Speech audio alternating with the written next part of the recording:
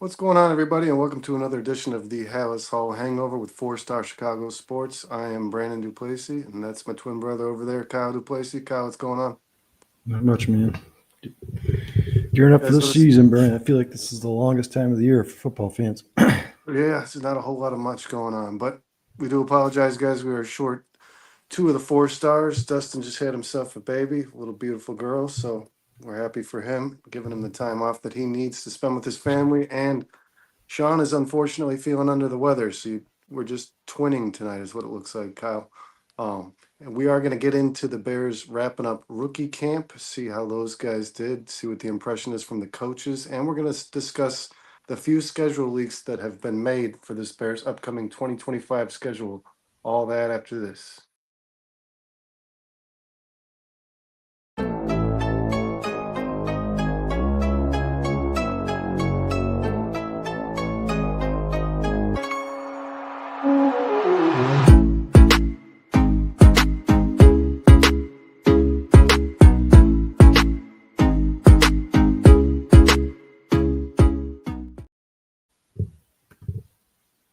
So, Kyle, let's dive right into rookie camp wrapping up for the Bears. And you'd assume that there's not much to say, not much to see, but it's quite contrary.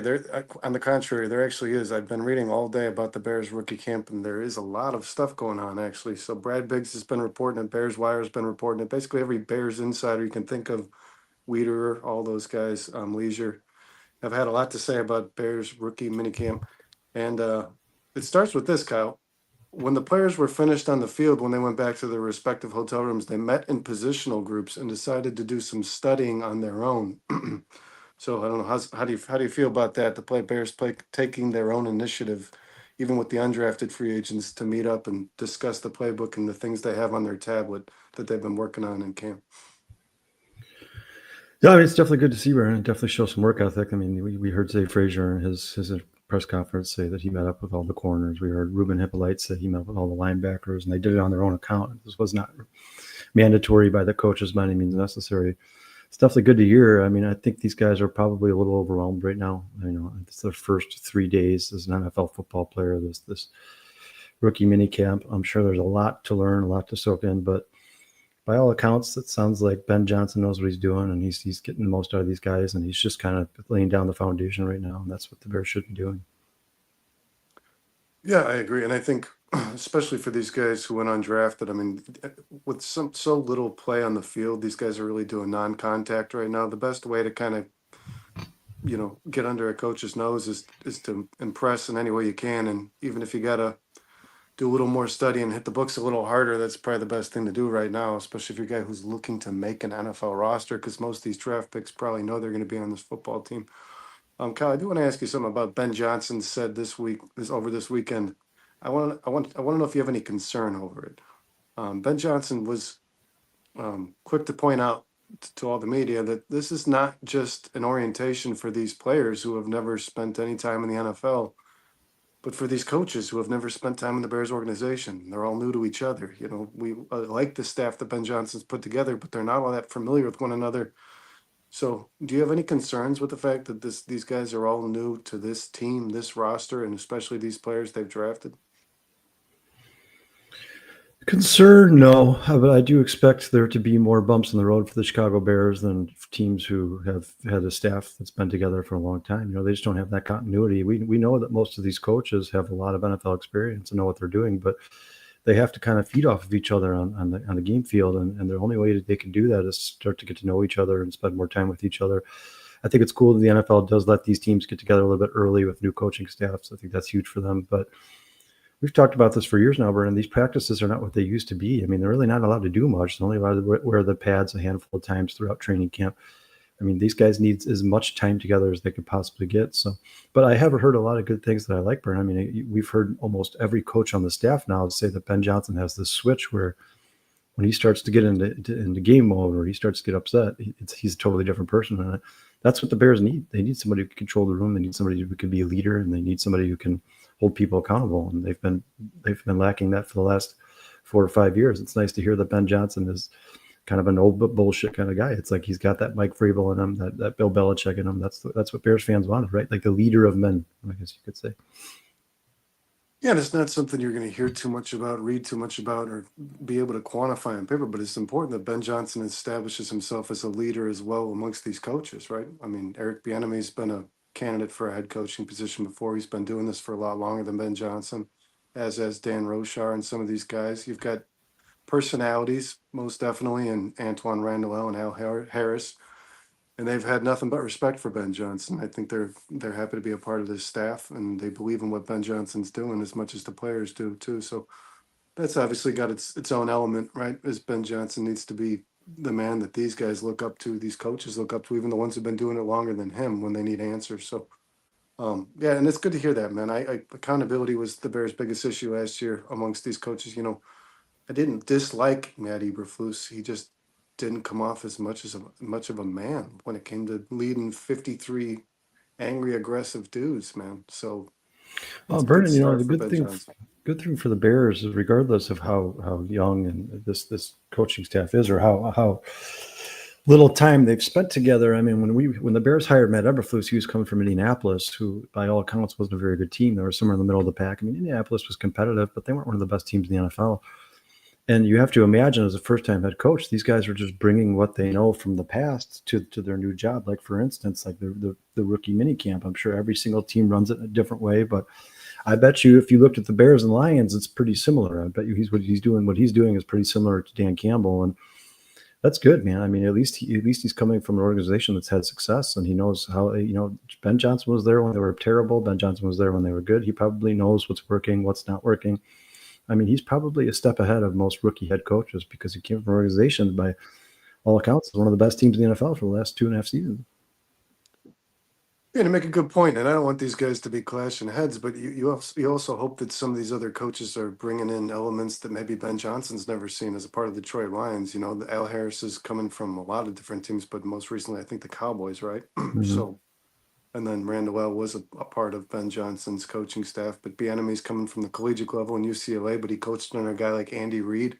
So maybe Eric Bieniemy's bringing in practices that Ben Johnson didn't know about. You know what I mean? Maybe these guys all have an element to provide to get these players prepared, especially these young guys, the rookies, to get prepared for their first NFL season, which, like you said, man, is probably pretty overwhelming for some of these guys.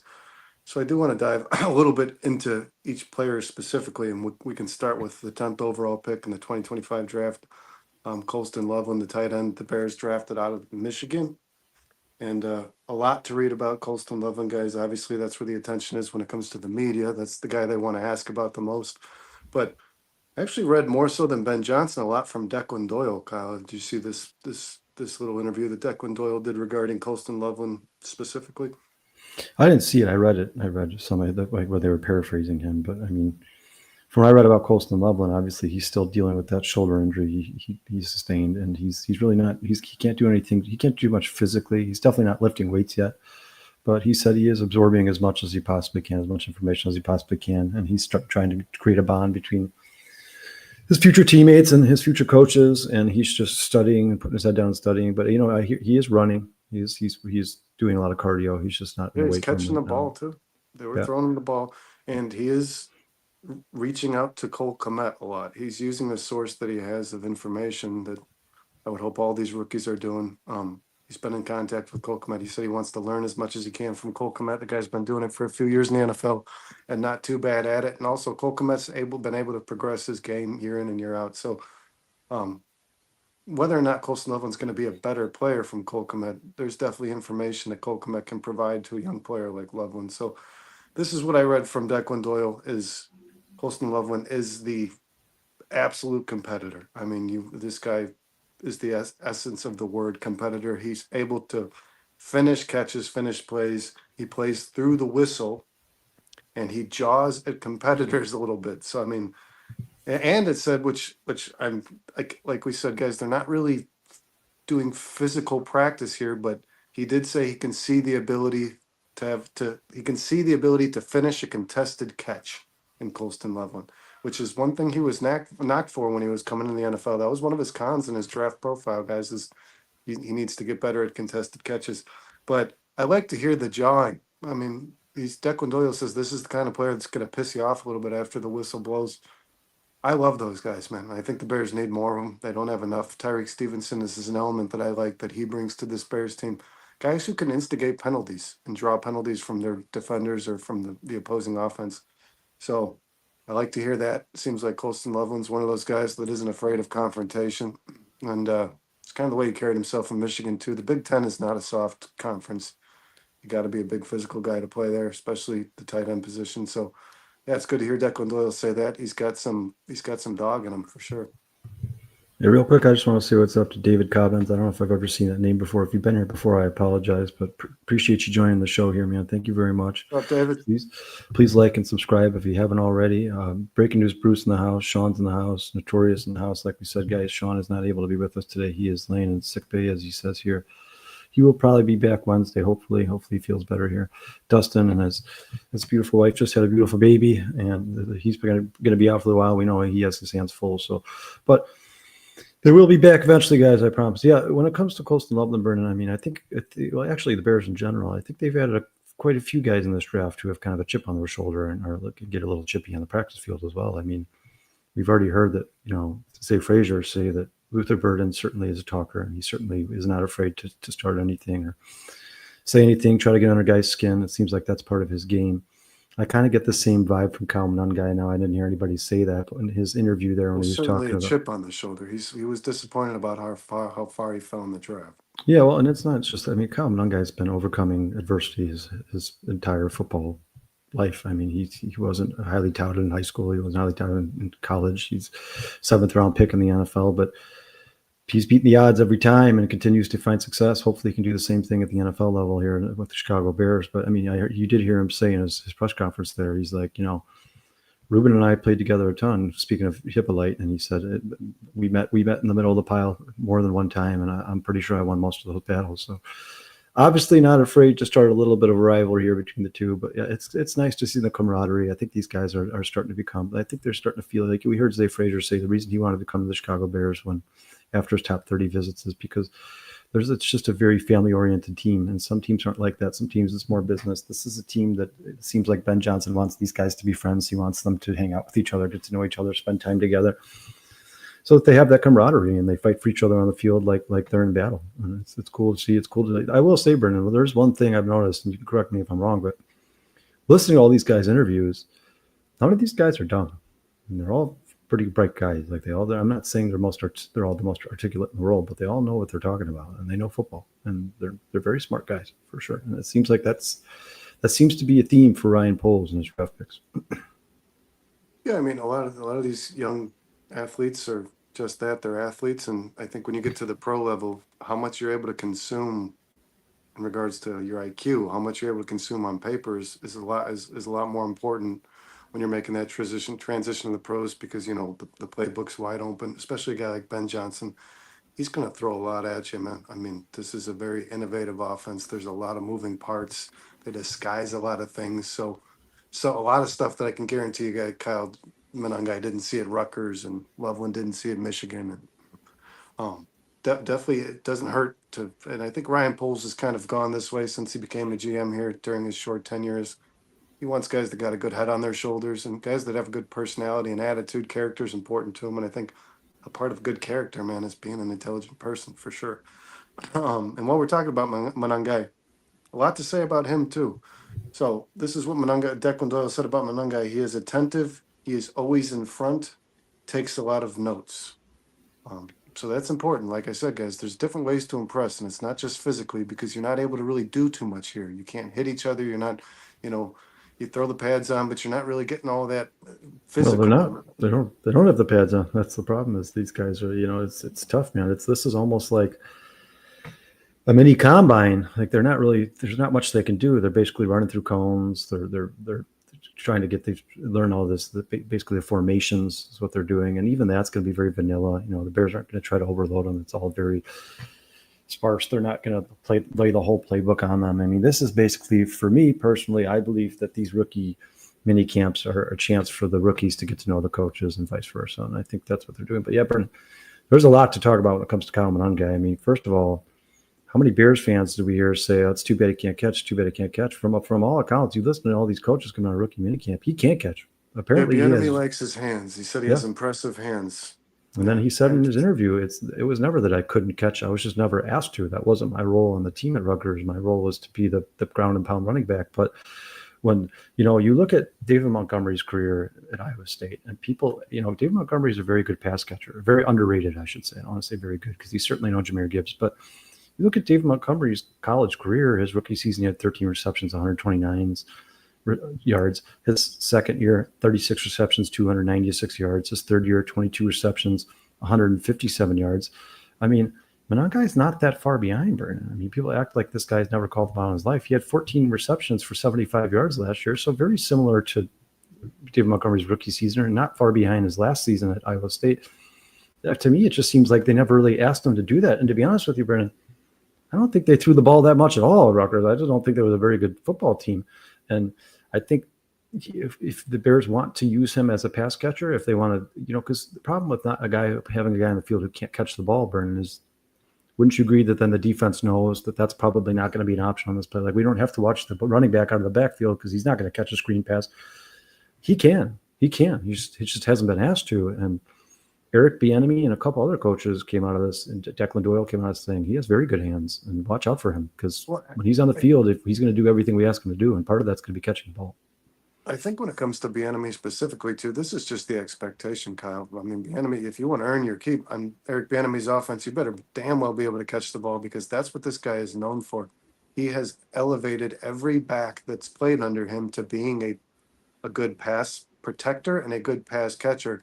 If you look at guys like Adrian Peterson, who was a phenomenal athlete and a good talent, but he credits Eric Bieniemy for his ability to pass protect and catch the ball. And then you have the same thing in Jamal Charles. Jamal Charles said, I wasn't a well-rounded back. I was just a good running back. I could hit the ground running, but Eric Bieniemy got, the ability to catch the ball out of those two players. Definitely. I mean, we saw over the course of the career, Kyle, these guys were both effective pass catchers, especially when playing the Bears when it comes to Adrian Peterson.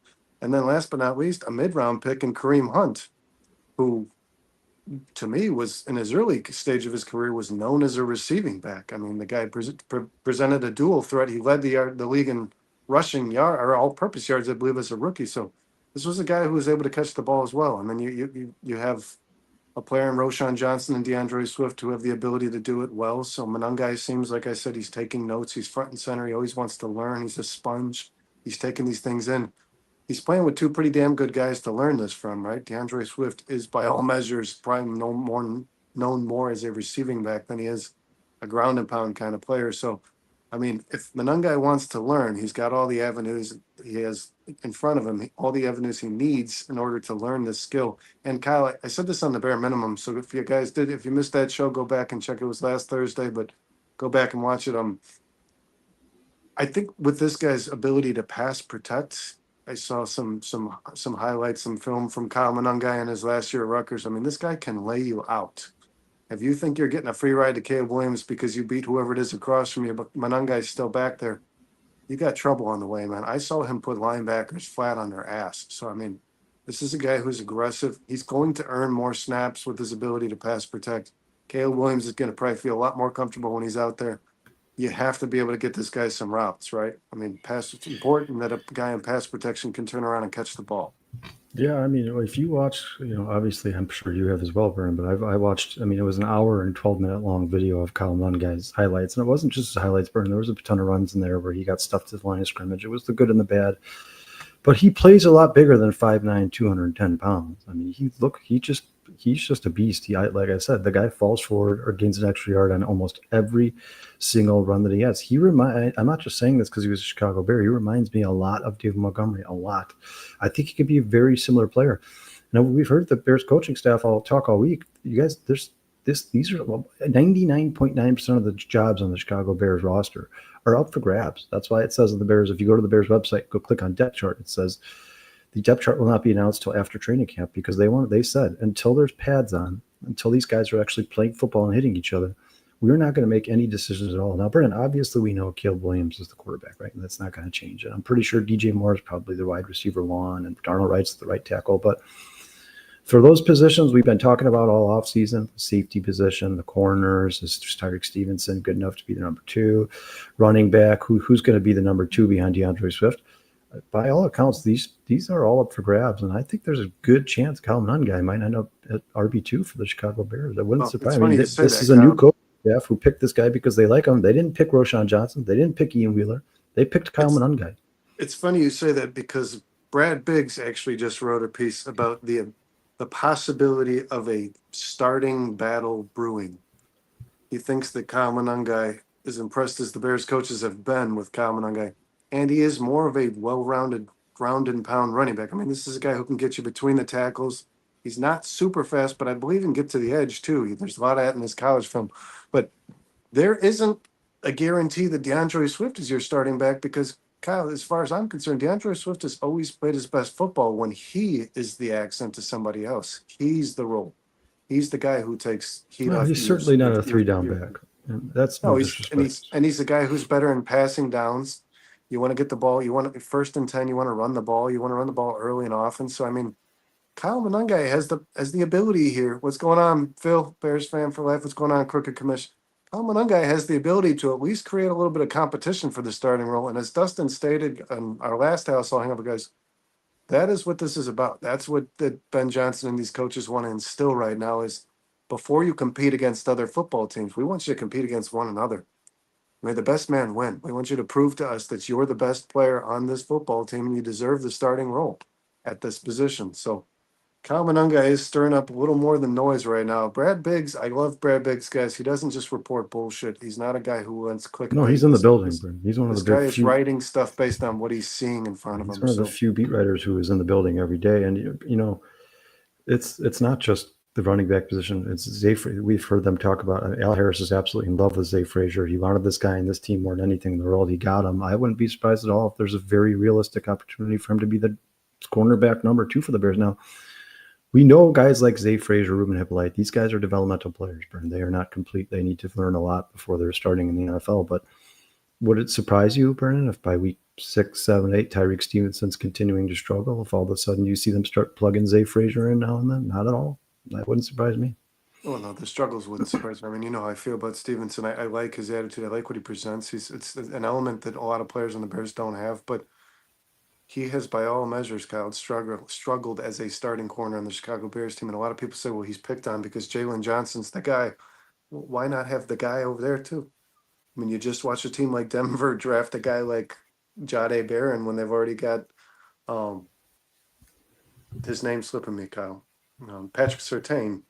So I mean, there's no reason that an NFL team shouldn't at least have the expectation that they can have two number one defensive backs on their starting roster. Right? So, yeah, I mean, like I said, there's no position. Nobody's safe here besides Caleb Williams. Really, Oh, yeah, you nobody's. got your Darnell Wrights, your Jalen Johnsons, those guys probably are not going to be supplanted by anybody. But Brennan, it's like you just talked about. It just the competition itself is just so good for this team because I feel like everything in Chicago has been so lackluster for the last 5 years. I mean, it just feels like everything's so scripted, so planned out. Like It this feels as is, if players are just given starting roles, and yeah, that's what I'm saying. that Like they're shouldn't be earning a their thing. job. Players who haven't played well on this team for the last 5 years continue to play or to get put on the field. It's like even them trying to force Velus Jones into this roster somewhere. Like guys, the Bears fans could tell after year one this guy was not a good football player, right? But the Bears were like, oh well, we drafted him. We got to give him as many opportunities as possible. Bernard, I have a strong feeling that Ben Johnson's the type of guy where like, hey, if you don't perform, if you don't produce, you're not going to be playing for the Chicago Bears. And I have a strong feeling there's some of you guys on the roster who we probably think are guaranteed 53-man roster guys may not make the 53-man roster. Well, I can assure you this: Ben Johnson's not the kind of coach who's going to allow a guy like Nate Davis, who doesn't show up for camp, to be a fucking starter on his football Yeah, team. I can tell exactly. you that right now. And So they shouldn't. if there's if That's there's not how you run an attitude issues, organization. or if there's a guy who's not given 100%, he can go ahead and eliminate himself right now as a potential starter. In regards to Zay Frazier, Kyle, I did read, like Googled, I looked at every media source I could. He got limited reps, so there's not a whole lot to read about Zay Frazier right now, guys. He didn't get to play too much. The coaches do like this guy, but as far as I think Zay Frazier actually even said when he decided to join with other players at the hotel room to go over um, the stuff they had in the tablet, the playbook basically.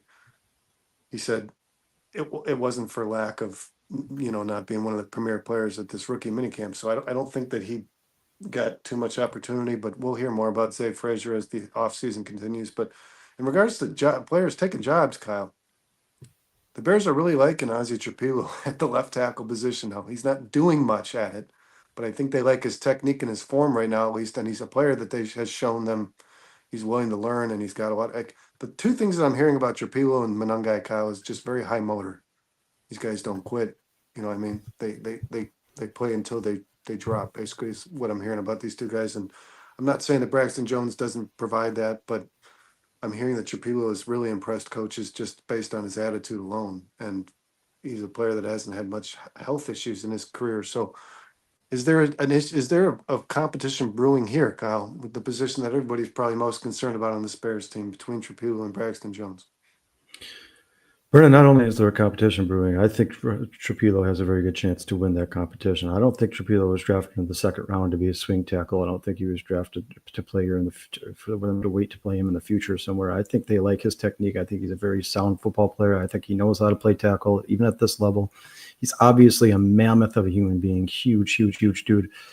If he comes out and is better than Braxton Jones was in his rookie season, not better than Braxton Jones is right now, because Braxton Jones has been playing in the NFL for 3-4 years now. He's got that experience. But if he comes out and he plays better than Braxton Jones did his rookie season, I have a strong feeling that is Trapilo's job to lose. I think the Bears drafted him planning him being the left tackle at some point. Now, good news for the Bears is they can be patient. They still have Braxton Jones. They still have Karan Amagaji. So there's still some options there. You don't have to rush Trapilo onto the field. But if he continues to play the way he looked in college, and I've watched the film, Brennan, I mean, that guy knows he is a fundamentally sound football player. He knows how to move laterally. He knows how to use his hands. He knows his assignment. It seems like he knows everybody else's assignment. He's really good at picking up stunts. If he continues to look like he did at college at the NFL level, I think he's going to be the starting left tackle for the Chicago Bears. The preseason, for once in the last 5, 6, 7 years, Brennan, the preseason is going to be so important for this team. Watch all of these guys very closely, because that's where these guys are going to win or lose their jobs. Yeah, and I think most importantly, when it comes to the left tackle position, the guy who's been playing just hasn't played good enough. So I mean, like you said, Kyle, there's guys like Darnell Wright and Caleb Williams that don't have anything to worry about. They've played good football and they've progressed year in and year out. And Caleb Williams was a better player by the end of last year than he was in the beginning, if you ask me. Braxton Jones has kind of plateaued. I mean, I expected him to take a leap last year. He didn't. Before the injury, he looked a little above average to me. That's not good enough, Kyle. Like you say, one of the premier positions in this league, and the guy who's probably most important to your quarterback's health. So if Trapilo Not comes out and probably. shows that he can He anchor, is. and Ben Johnson's already pointed out the inability for Braxton Jones to anchor against bull rushers. I mean, he has problems getting pushed into this quarterback's lap. So if a guy who's at, what is it, 6'7", I don't even know how large this kid is, man, but yeah, I know he's a big fucking boy. So yeah, you're talking about definitely some potential there. And again, with DeAndre Swift, I think he's always been better at a limited role. So I mean, things are heating up, and if Brad Biggs is reporting it, guys, it's not bullshit. There's something to it. So Well, the only um, thing that stinks is we just don't know we don't know what this new coaching staff, Brent, we don't know what they think about Braxton Jones. They might come in here and like Braxton. They might like him more than the previous coaching regimen did. We don't have no idea, and maybe they can get more out of him, well, Brent. one thing we know, Kyle, Maybe now that we is have Ryan. actual coaches here, these guys can actually develop and get better. But I mean, Brennan, you drafted this guy in the second round, like you said, he's 6'8", 315 pounds. If this guy is fundamentally sound as he was in college, if that transfers to the next level in the NFL, I think just by default, he's probably better than Braxton Jones. And I hate to say that because, Brennan, I'm a fan of Braxton Jones. I don't hate the guy. I think for the fifth round, he had a really good value, and he's done basically what the Bears probably expected him to do at that pick. But if you can get better, Brandon, get better. That's the goal. No, Get Thomas better Matias everywhere says the you can. competition will come down to Ogbong Bajima and Ogbong Bamija and Trapilo, but Ogbong Bamija is the linebacker. Amen. I think It's he's the talking about linebacker. I Karan think he means Amagaji. Karam Amagaji, Matthias, Hey, and Brennan, Trapilo. real I quick, would not be shocked, Matthias. real quick, Brennan. I just want to say, since you're on the comments there, Tom, thanks for joining us, man. Illinois Jones, thanks for joining us. Yeah, We thanks, appreciate Thomas. it. Daniel Jeffries, a loyal listener. We appreciate you joining us, man. Phil, Bears fan for life. He's in the house. So if you guys haven't already, please like this video and share it with your friends if you guys enjoy watching. We'll get to as many of these comments as we possibly can here. Sorry to cut you off, Brennan. Go ahead. No, it's fine. I'll tell you this, Thomas. Agbang Bemidja is probably going to be competing for a job with that Jack Sanborn role, that's for sure. Um, but yeah, I wouldn't be surprised, Thomas. You might not be wrong if Karan Amagaji. I don't. Brax, the thing with Kyle, you said these new Vernon, he said, coaches might love. he said, yep, wrong guy. All good, man. That's all right, These man. guys' names are starting to get quite interesting, man. NFL Yeah. players. I can barely pronounce half of them, but um, honestly, Amon's last name is a tough one for me, to be honest.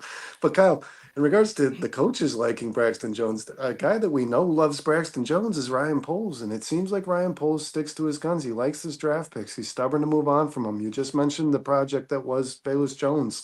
It was a disaster from the first year we saw the guy play, but he stuck around for 2 more years.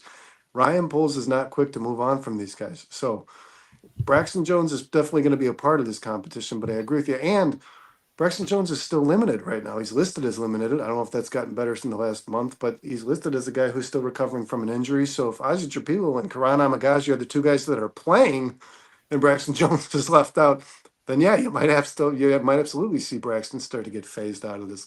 But and guys, by all measures, Braxton Jones has worked his ass off to be a good player in the NFL. He just doesn't have the he doesn't have the body. I mean, he's missing his ass. Or the These left speed. I tackles are mean, big yeah. lower bodies, guys. He's lacking some things And that that's Brendan. That's why he was a fifth round pick. And like I said, I'd listened. I don't think any Bears fan in the world who knows football thinks that Braxton Jones is a top 5 tackle in the NFL. But he has done what he's been asked to do as a fifth round pick. But Brendan, I mean, as a Bears fan, isn't our hope that Ozzy Trapilo is your starting left tackle day one? I mean, he was a second round pick. You're hoping that this guy is an NFL well, caliber player. That's and most in the second importantly, round. That's what you should be getting.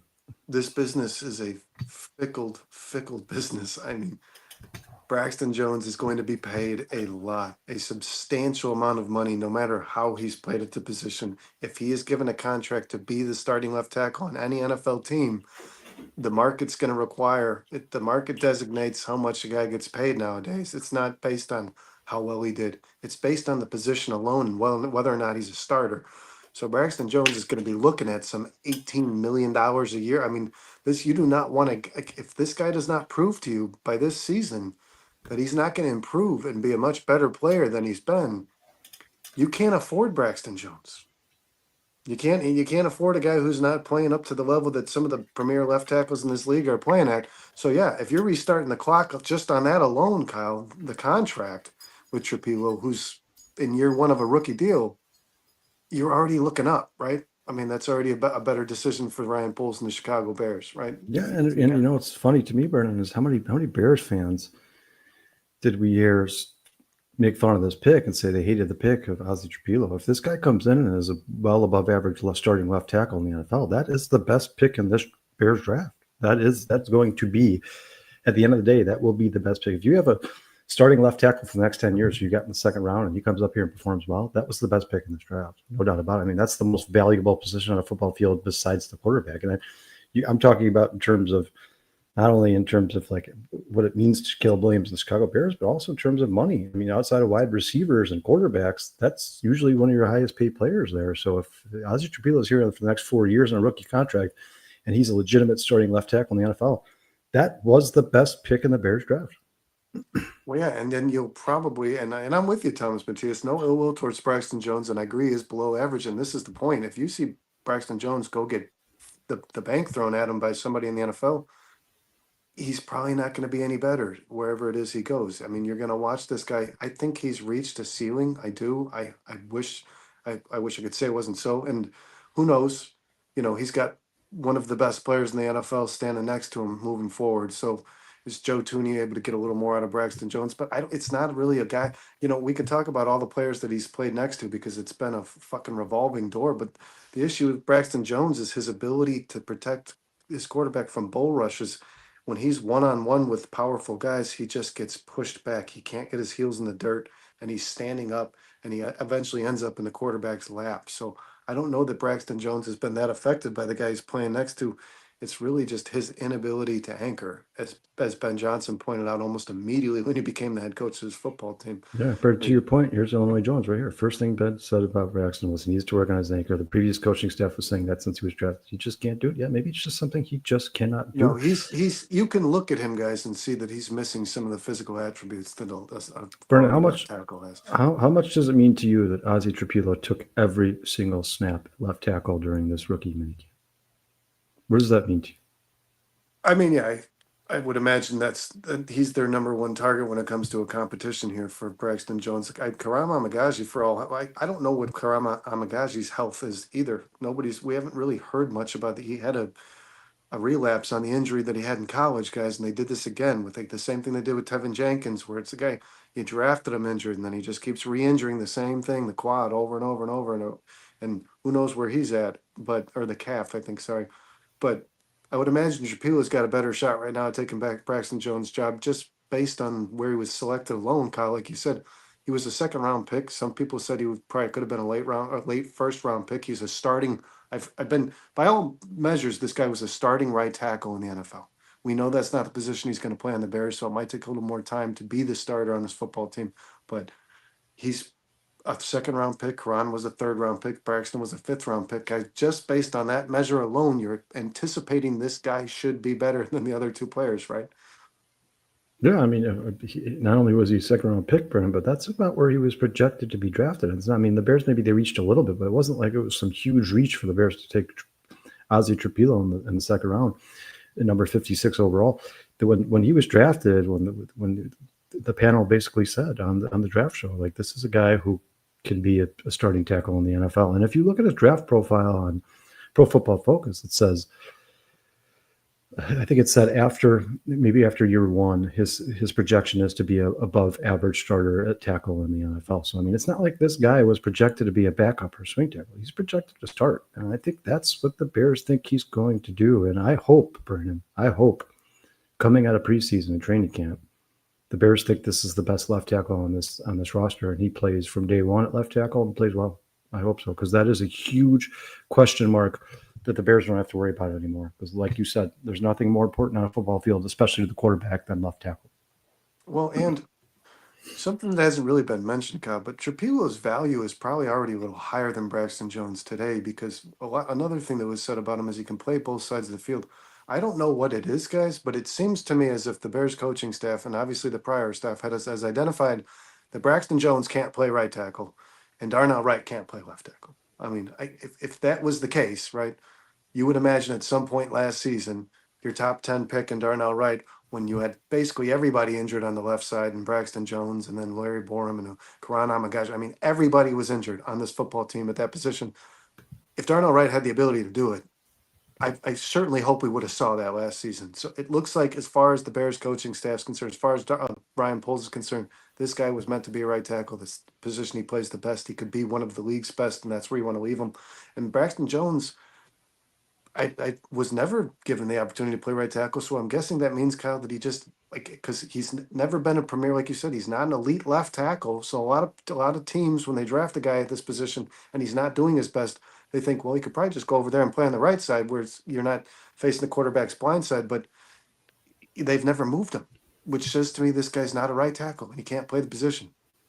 So and Brendan, Trapilo's value alone there, Kyle, to me, is a little higher than Braxton Jones. We've already talked about this many times, and the listeners keep pointing this out. He's on his last year of his contract, so I mean, you can be patient with Ozzie Trapilo. You can leave Braxton Jones there at left, and then groom Ozzie Trapilo to be your left tackle next year when you let Braxton Jones walk. Because I certainly can't see the Bears handing Braxton Jones $20 million annually. I don't think that's going to happen. I think at the end of the day, I don't know who it's going to be, Brennan, but next year for sure in 2026, the Chicago Bears are going to have a new starting left tackle. Brennan, real quick, before we move on with the show here, I don't want to change the subject too much, but some huge breaking news when it comes to the NBA. It looks like the Dallas Mavericks are going to get Cooper Flagg #1 overall in this upcoming draft, and the Bulls lost a coin toss to the Mavs and acquired the 12th overall pick in the draft. So the Bulls continue to be stuck in sports purgatory as always.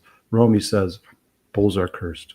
But Bulls aren't Well, they cursed. did. Bulls have a terrible owner. That's the problem. Surprisingly, though, they did get one of the better players in the draft at the 11th pick last year in Modest Bezos. But yeah, that's not going to happen. That doesn't happen back to back, guys. And yeah, I mean, that Mavericks team after trading Luca, I would Cooper Flag's probably pretty disappointed about that, dude. Honestly, I don't know what the hell they're doing over there. Well, Brennan, not to change the subject because I still want to get the rest of these guys in the draft here, but are we at the point now where do you think it's probably time for these sports to get rid of the lottery?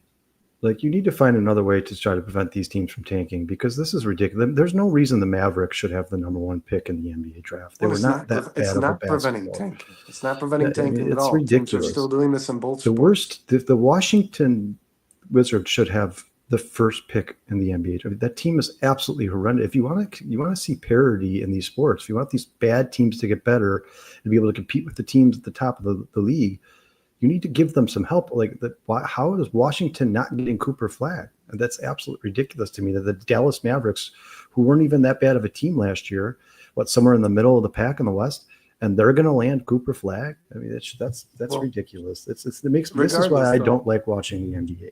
As stupid as the lottery is, the Bulls, it didn't make much of a difference. This is about where they fell anyways. This is what they do to themselves year in and year out. They like this 500 record, and they like to still be in the middle of the draft every year. They don't get worse. They don't get better. They have no direction. They choose to move. They don't choose to move forward. They don't choose to move back. That's a whole nother subject, guys. If I get started on the Bulls, I won't quit. Acme might possibly be a worse front office than Garpax, dude. But so yeah, another year of purgatory for the Bulls. Another year of probably holding on to players with bad contracts that they should move, like Booch. Brennan, and the chat agrees with us here. Bruce says 100. Me too, Kyle. Phil says agree 100%. Kyle. Illinois Jones says the lottery's meant to stop tanking, but it hasn't helped. Yeah, I mean, you guys, what's the definition of sanity? If you're trying something over and over and over again, it's not working, then you got to do something different. And it just seems to me like the NBA draft these lotteries, and the same as the NHL.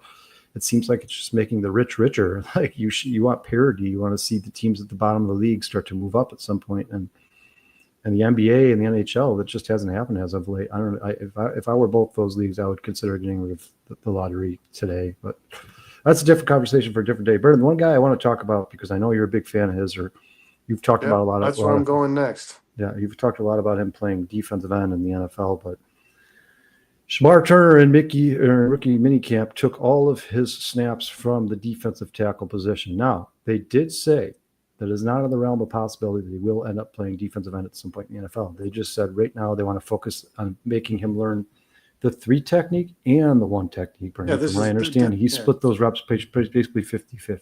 This is what Dennis Allen said. Dennis Allen said, I need him to get his head wrapped around playing the 3 technique at the NFL level and then also the 1 technique after that before we consider his versatility. Dennis Allen did, however, say he is a very versatile player who could probably be moved at some point.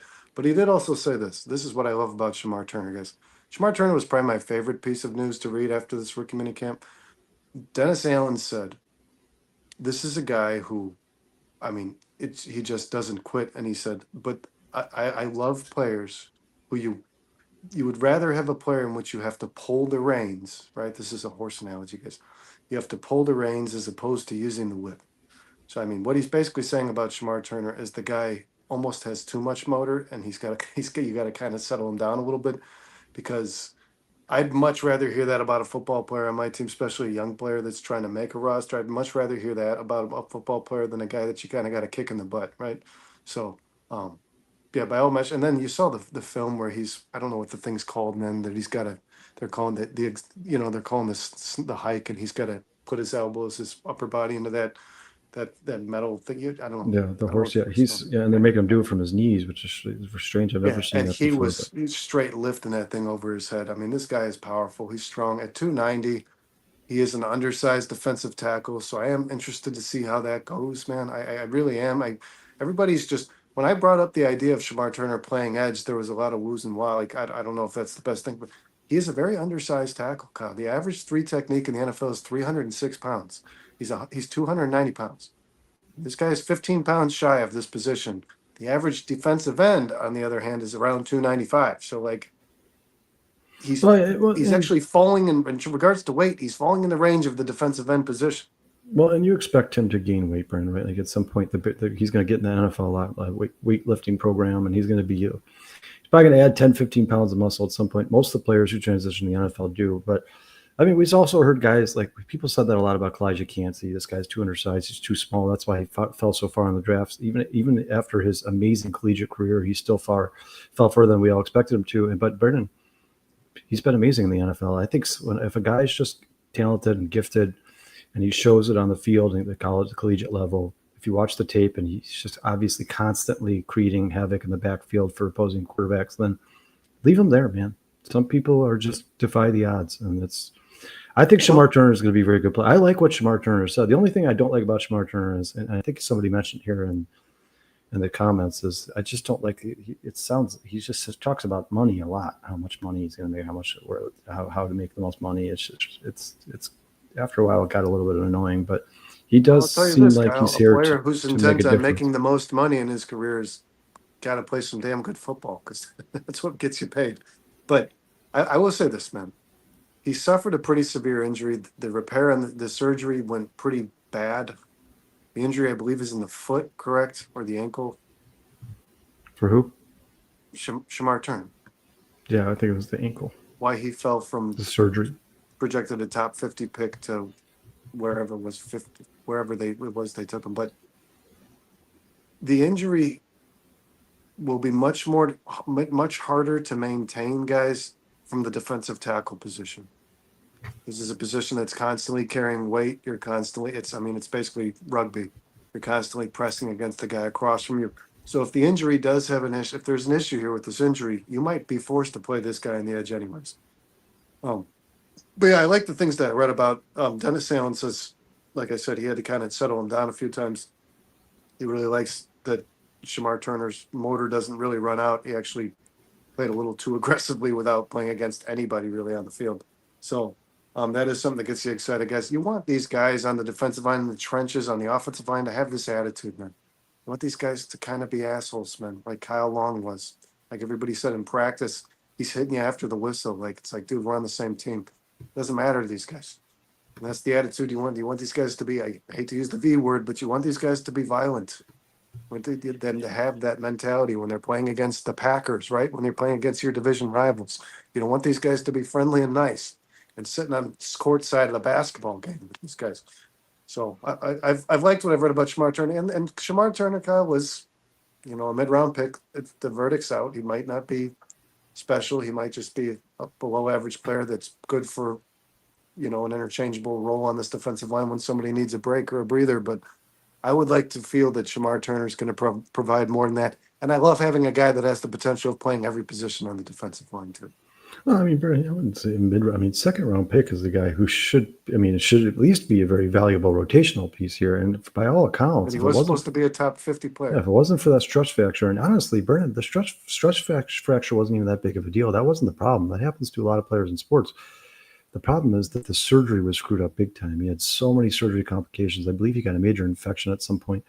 That's what really, really hurt him. And the fact of the matter is, if he hadn't had that injury or all those complications due to the procedure, he probably would have been drafted late first, early second, from what most people are saying. So I think Shamar Turner is expected to have a huge impact on this team. I'm not saying rookie year, because Brennan, we've talked about this a million times. Sean and I talk about it all the time on the Barely There podcast.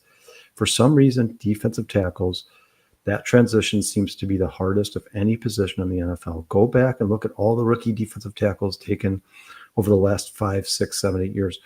There's just not that many of them who have a impact, like immediate impact to the rookie season. I think you have to get NFL big and NFL strong. That's what I mean, Kyle. Big difference maker of that position. Getting pressure from the inside in the NFL is very tough. It's very tough. And if you're good at it, if you're a 3 technique, you're probably going to be taking on an offensive guard and a center. So, I mean, you've got to be able to bull rush these guys. You've got to be able to move guys off. You have to disengage blocks.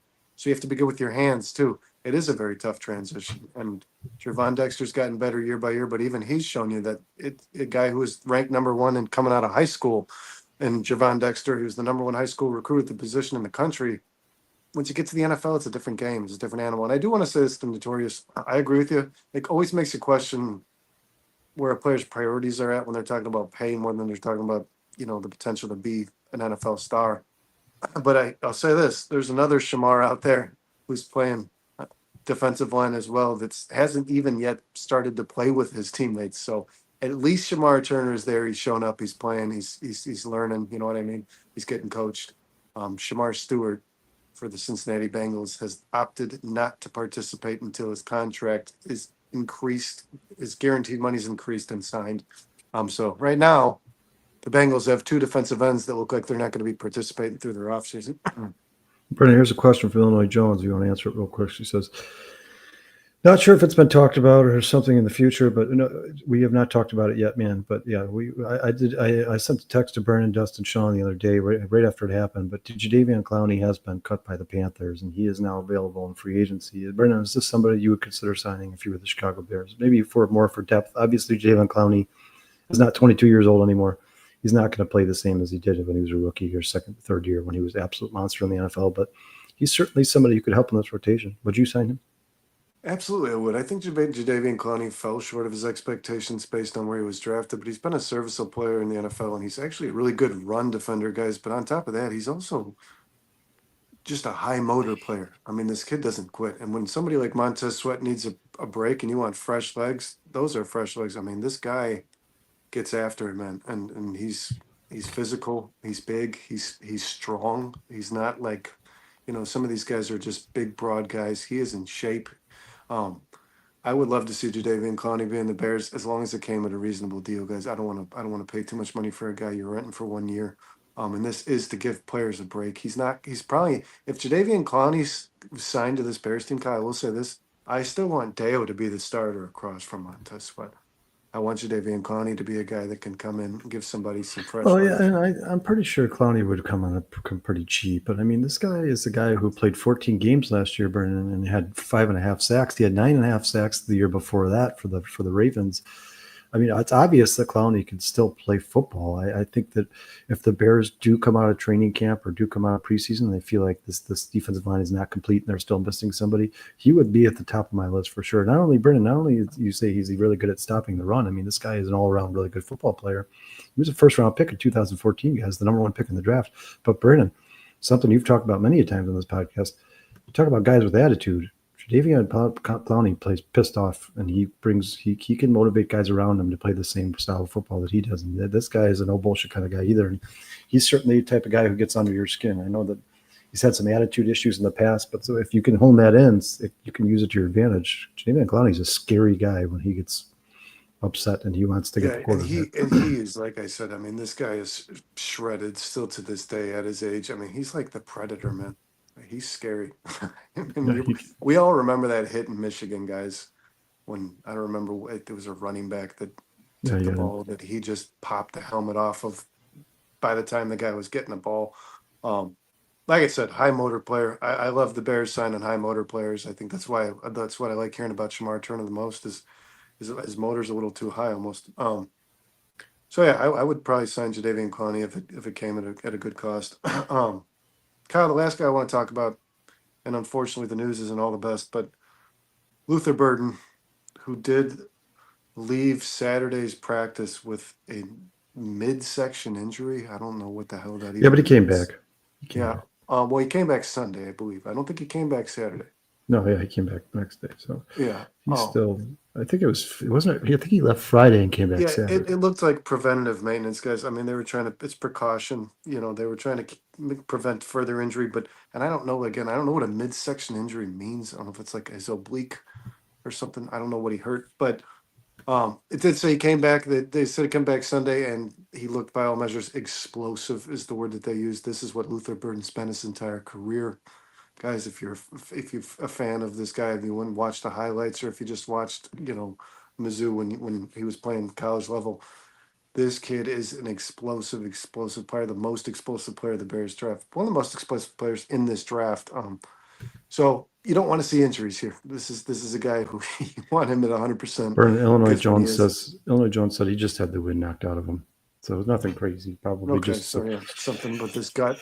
Yeah, they'll probably just be cautious because it's so early in the rookie mini camp here. We're not talking about preseason or anything. These guys are hitting each other, though. Did he just die for a ball?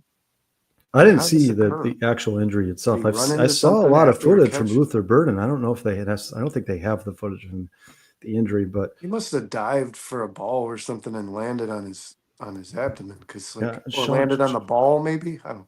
Burn, before we get into Luther Burden, what we think his role is going to be, or how we think this rookie minicamp played out for him, this is something I wanted to touch on. It was in his press conference. This is my favorite Yeah, part of shoot. any of the press conferences that happened after rookie minicamp. Remember, guys, it wasn't just the draft picks. There was 47 players at rookie minicamp. These are guys who are, it's basically open tryouts, guys, undrafted free agents, everybody. But Luther Burden's interview, they said, when asked about being passed up in the first round and falling in the second round, they said, "Is this something you're going to forget?" He said, "Nope.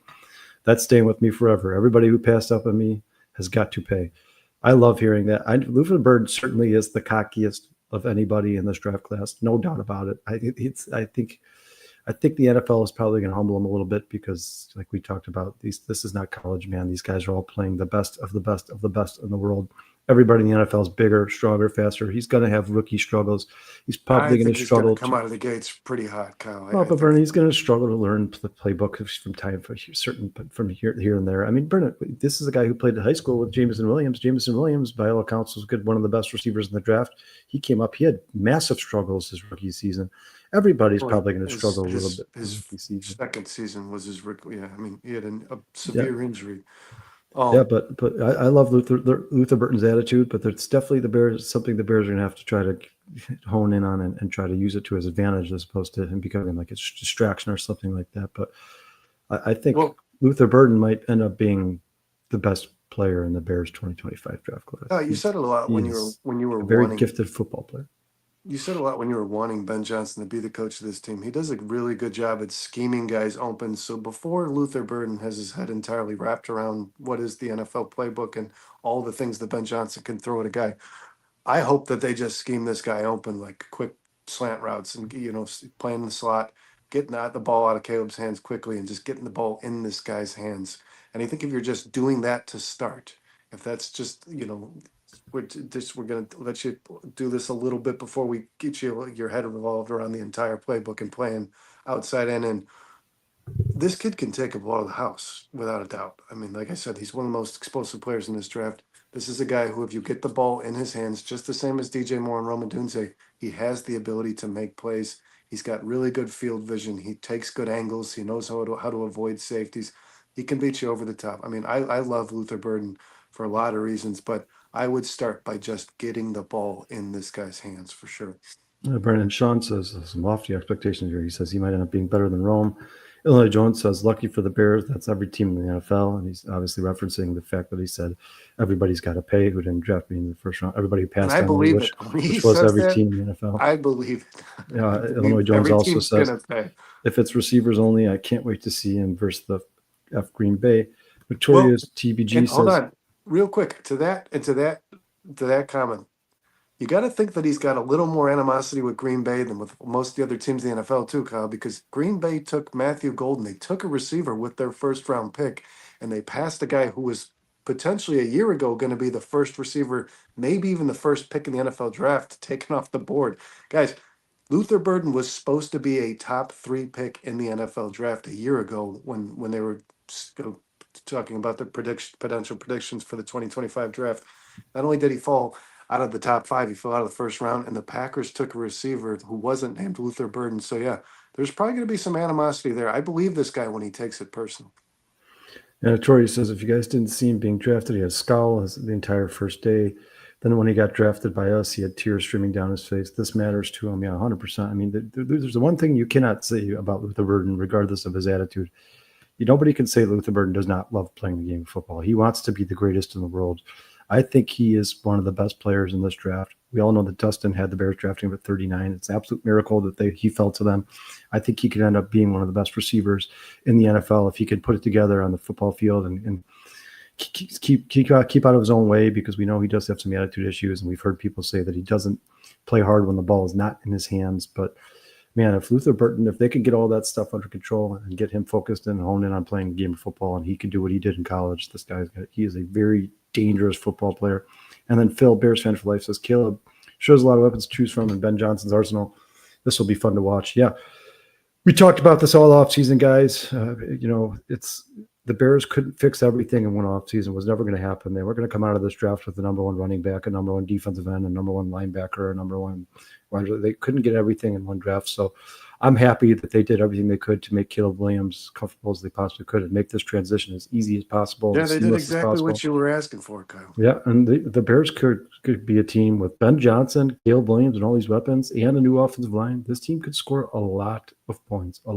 They might. What I want to say, Go ahead. I put this on the thumbnail for a reason, guys. It goes beyond Ben Johnson, and that's the difference here to me too. Is not only did the Bears make the hire that they had conviction over when it comes to their head coach, the head coach immediately brought in really good, experienced coaches. Kyle, how long did I say to you guys when you were touting for Ben Johnson to be the head coach of this team? The one guy that I pray that he takes with him from that staff is Antoine Randall. So when we're talking about Luther Bird and his potential issues with his character and his attitude and stuff like that, guys, Al Harris with Zay Frazier, who he wanted and handpicked personally, Antoine Randall with the phone call you saw to Luther Burden when they picked him, how excited he was to talk to him and tell him he was going to be a Chicago Bear. Bieniemy with Kyle Monangai.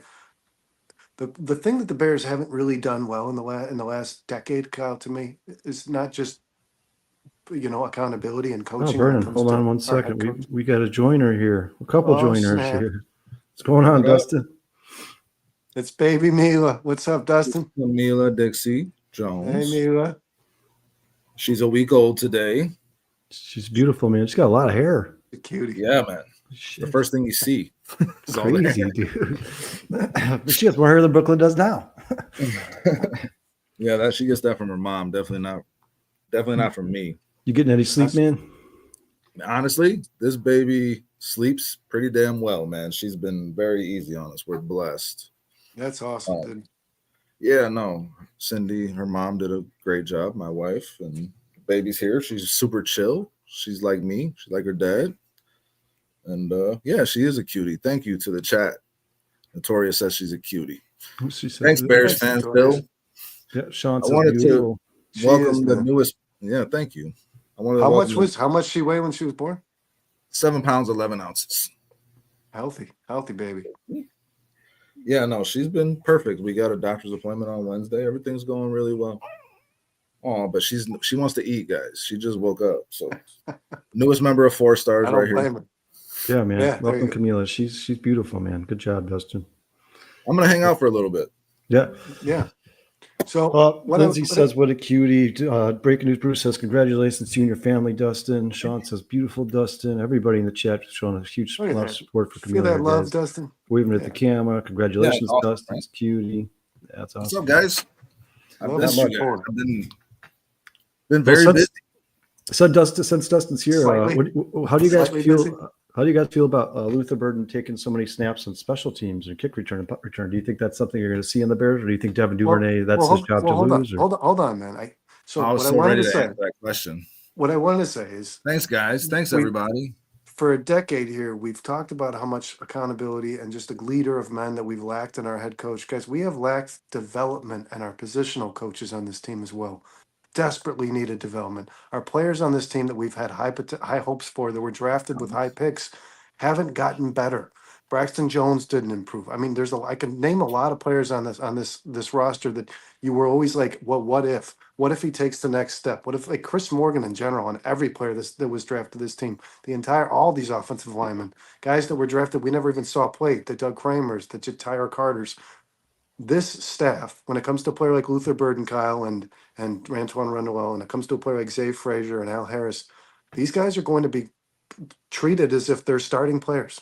That's how they're going to develop these guys, as if they're ready to step into whatever role it is that they're required of. So I'm excited about that, man. I think Luther Burden's attitudes won't be an issue because he's got a guy like Randall with him. And the Bears just didn't have this, right? We just never had this. We never had this staff, not just the guy, but the guys surrounding him, right? I mean, yeah, I texted you guys after that Ben Johnson's presser, and every time Ben Johnson talks, you kind of just realize there couldn't be a more stark contrast between him and our previous coach, Matt Eberflus, in terms of just how they carry themselves, address the media. Ben Johnson's certainly a leader. He's hired a hell of a staff to put around him, and they're definitely going to coach those guys up. And these guys are going to get developed much better than they have in the past. And to answer your question, Kyle, I love the idea of Luther Burden touching the ball on kick returns, punt returns, any way you can get the ball in that dude's hands in the open field and get him a chance to get his speed going and make some people miss. That's going to be exciting for Chicago Bears fans, and I think it's going to be a good way to get him involved early on when you're talking about trying to get touches for him when you got Rome Odunze, DJ Moore, Cole Kmet, Colston Loveland, DeAndre Swift out there. I mean, there's a lot of mouths to feed, so Burden getting involved in other ways, that'll be really good for the Bears, I think. You need to. You need to. The Bears have had the worst kick return. Guys, punt return, kick return, the Bears have been awful for fucking years. What? Trent Taylor? So, I mean, like, getting somebody that can actually be dangerous with the ball in their hands and actually secure the ball when they catch it and not kick it up the field, like, that'll be a huge benefit for the Chicago Bears. Just someone who's decent. Luther Burden's an excellent playmaker with the ball in his hands, so that could be a really big deal for the Bears.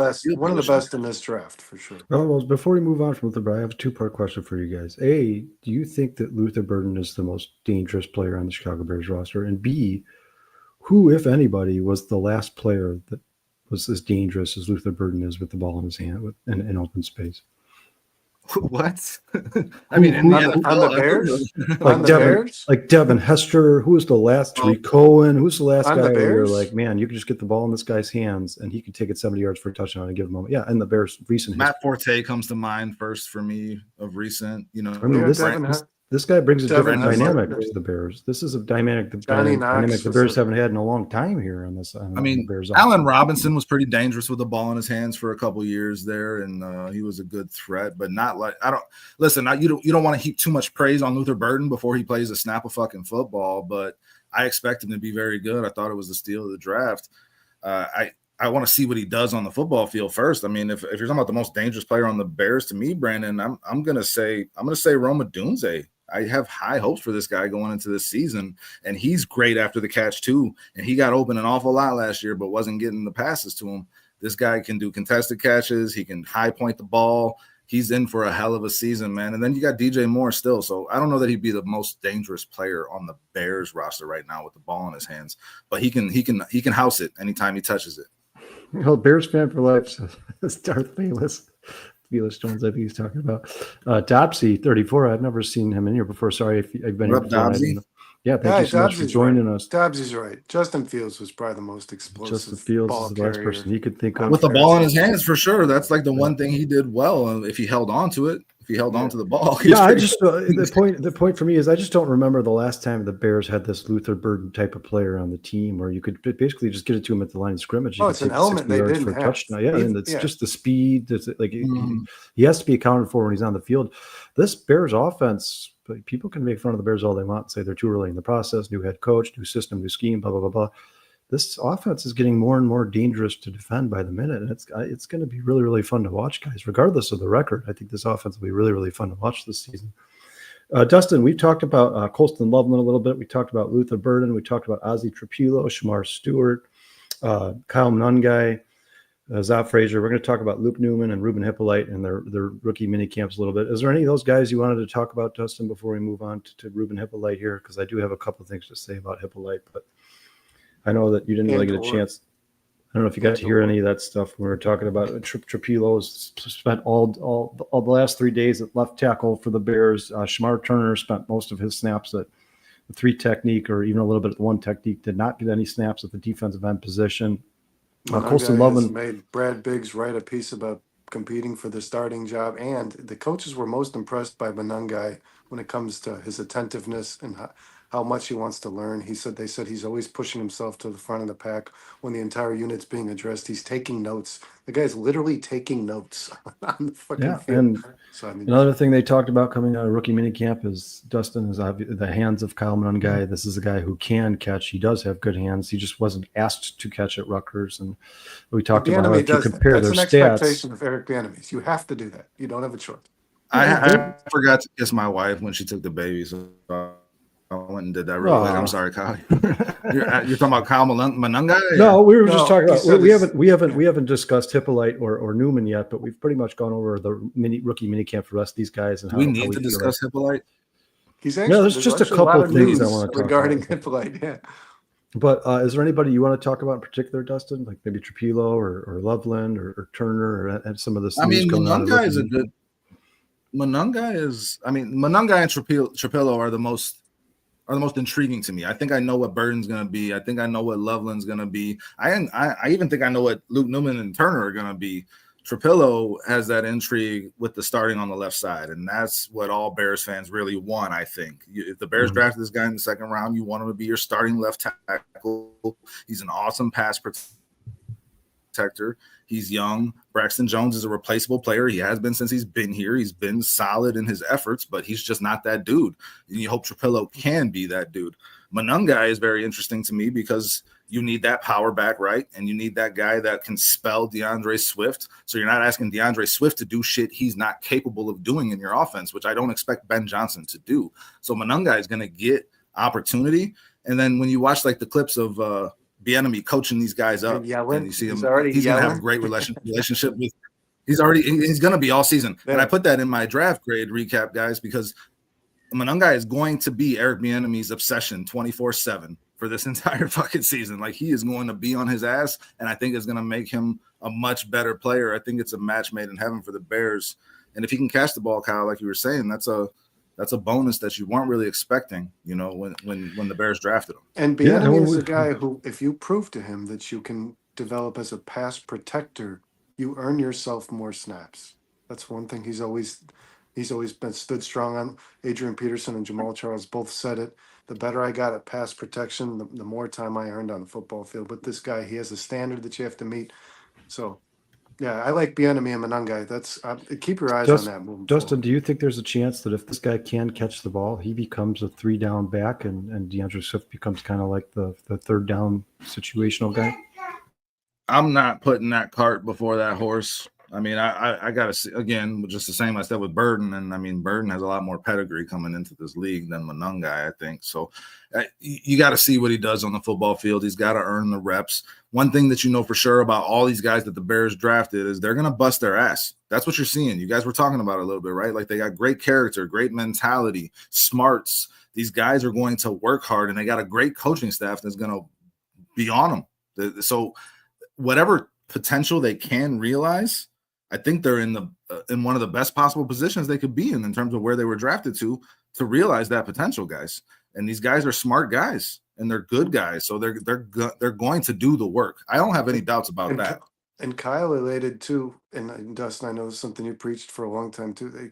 With this staff, they're not telling these guys you have the ability to make the roster. They're telling these guys you have the ability to take a fucking starting job on this football team. Mm-hmm. That's been the theme of this entire offseason. I keep saying it, guys, and I'll keep saying it. Competition. Ben Johnson wants competition. Nobody is guaranteed a spot. You got to fucking earn it, and that's what the Bears have needed for years. That's what I feel the best about this Bears team going into this season, is that these guys are going to be working very hard to earn their spots, and if they earn them, they will have done the work necessary to be in that starting position versus it just being handed to them because they're the best guy available. I think it's a huge difference. Justin, what do you think the three positions are, the three competitions and going into training camp that you could see actually, like Trapilo supplanting Braxton Jones or Monangai supplanting DeAndre?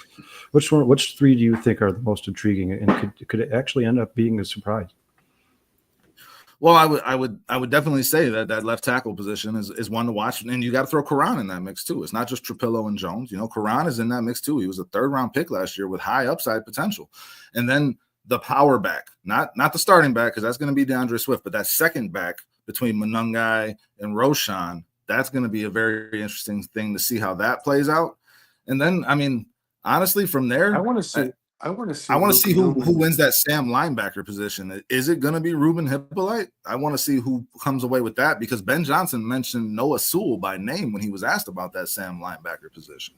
So that's going to be interesting to watch play out too. Do you see a scenario in which Zay Frazier could end up starting over Tyreek Stevenson, or do you think that he's probably just too much of a developmental player? Yeah. Not to start. I don't know. You guys tell me what you think, but not to start the season. If Tyreek comes out to start the season like he ended last season, that's a high probability that move gets made. But I don't think to start the season. Brad Biggs did write a small piece that states that Monangai put DeAndre Swift on notice, and he does believe there's going to be a competition for who's given the starting role. It doesn't really matter because that's going to be a committee of players anyways. Who cares who starts? But this is what I want to see, Kyle. I want to see Luke Newman get the Ryan Bates is out of the way. I want to Well, see Brennan, let if me Jonah since Jackson suffers an injury. I want Luke Newman to be front and fucking center So Brennan, you're I'm looking when it at glad comes to the whose backup number is guard called. position. Brennan, I'm Yeah. glad you brought that up. Is it surprising to you guys at all that Luke Newman played all the snaps at left guard? Isn't that a little surprising? Like when I read that, I was like, "Well, that's weird." Are they planning on replacing Joe Tooney next year, or are they just starting him at left guard and moving him over to right in training camp? Like, Yeah, that's I strange thought because that he was very played a lot of right strange. guard in No, I college. think I think right guard is the easier position to play of the two. Yeah, where he So, played a lot like, in if you can, college. Yeah. if you can play left guard in the NFL, then you can move to right guard pretty easily. To be quite honest, so I mean, I think that becomes very translatable one way or the other.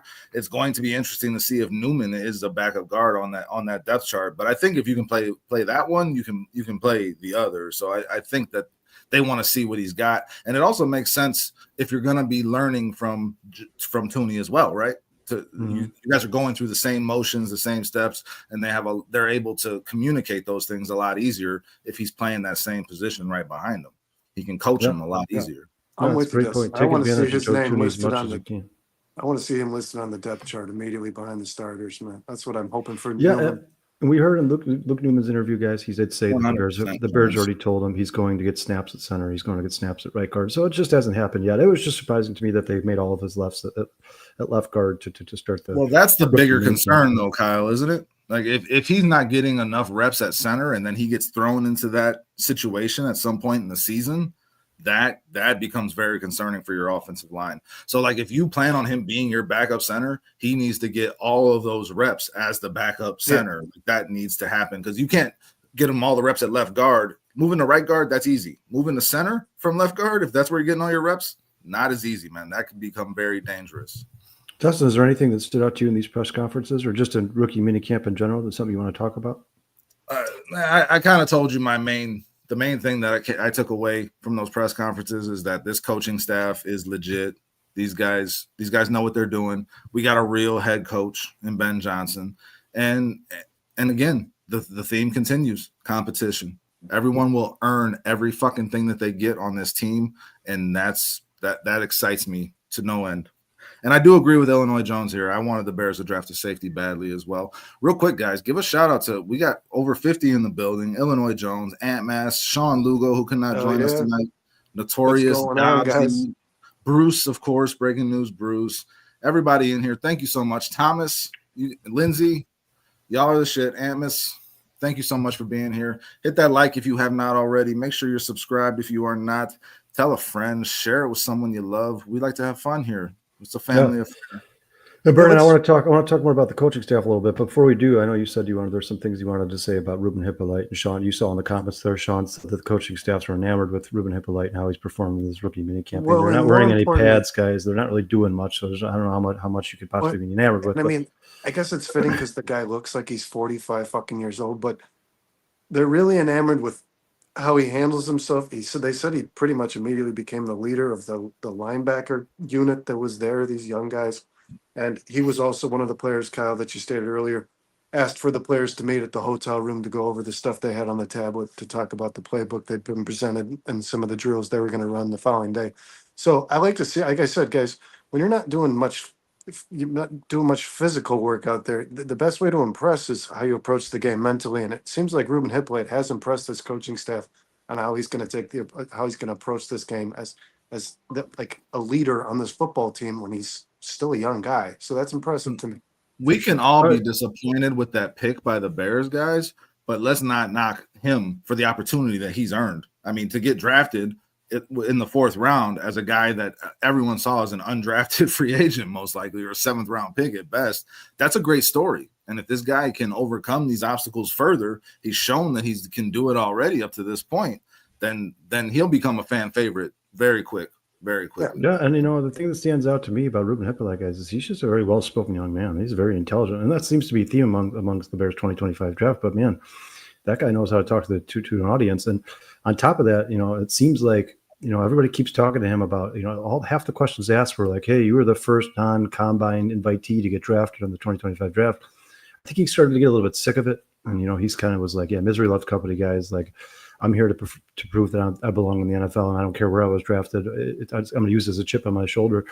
I like everything about Ruben Hippolyte. I just don't think I think that was a reach for the Bears, but hopefully they prove us wrong and this guy comes out and ends up being one of the best outside linebackers in the NFL. Do I think it's going to happen? Probably not, but he certainly could find a role on this team. And Dennis Allen said he wanted the speed. He made it a point to go draft somebody with speed in this draft, and Ryan Poles went and got him. I just feel like it was a reach. We brought it up on the bare minimum. I got to ask Sean about this. I want to ask you guys about this. Ryan Poles, by all measures, had a pretty damn good draft. Ruben Hippolyte was the one pick he was heavily criticized for. Eric Moody said it was the worst pick in the draft. But in the same article, I forget who one of the Bears insight, I think it was Lieber, said this was Dennis Allen's pick, meaning Dennis Allen didn't just suggest it. He made this fucking pick. So does that concern you that Ryan Poles was that persuaded? Because Ryan Poles' job is to know where it's responsible to take these players, not necessarily identify the players they need in order to be successful. Does it bother you that Dennis Allen basically told Ryan Poles way too early that this is the pick we're making? There's no way Ryan Poles signed off on making that pick and made that pick without having done his homework and being comfortable with it. Of course. There's no way. Like, it's not as if he was persuaded to do it. He did his work on it too, But Ryan Poles also has the due diligence of knowing when a guy's going to be available in a draft. And he would have, which makes you wonder if he would have gone higher than people projected. Linebackers did go a lot earlier than across the board. Linebackers did go a lot earlier than we all thought in this draft from the beginning. They did not fall to the spots that we thought they would fall. So, I mean, there could have been a run on linebackers coming that we weren't aware of. They got intel that we don't have. I don't think Poles pulls the trigger on that pick without feeling confident that he got the value he wanted in that spot, given the fact that he never really has before. Have they all worked out? No, but he'll make the move back. He made multiple moves back in this draft when he wasn't comfortable with the value he saw. So, I mean, that kind of tells you, as you said before, Brandon, he sticks to his board. So Hippolyte was obviously a lot higher on the Bears board than they were on every media outlet's board and on a lot of teams' boards, man. But they're confident in their board. They've shown that over and over again. And then it begs the question, does Dennis Allen already have a role carved out for this guy? Is it not even about earning his time on the field? Does this guy already have a specific purpose he's going to serve in Dennis Allen's defense? That's something you got to question too.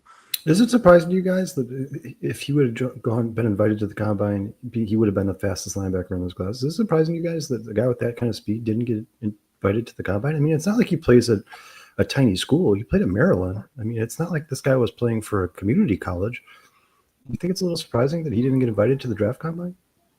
I think his age had an impact on whether or not teams projected him to be drafted. GMs projected him to be drafted. Has anybody even figured out how old this guy? No, man.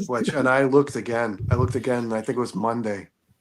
Or I mean, not Monday. Sorry, I think it was Saturday. He had two. How strange is that? How fucking strange is that, man? It's like the Twilight Zone. Once you start Googling Ruben Hippolyte's age, man, it's like ridiculous. Yeah, maybe he was adopted and his birth certificate was lost and they really don't know. I don't know. I have no idea. It's crazy because you could look up right now. You could look up any player that was drafted, even undrafted, right now. You can go Google that stuff and you're going to find it. You're going to find his age. Maybe Ruben Hippolyte, for the sake of his own draft, was like, don't tell anybody. Nobody report when I was born. Because this is getting mysterious, man. Amos says he has a Cuban birth certificate, which backs up my Dominican baseball player statement when we first heard about this guy. They just don't know. They just lie about age to compete in. It's updated, guys. He was born September 16th, 2001.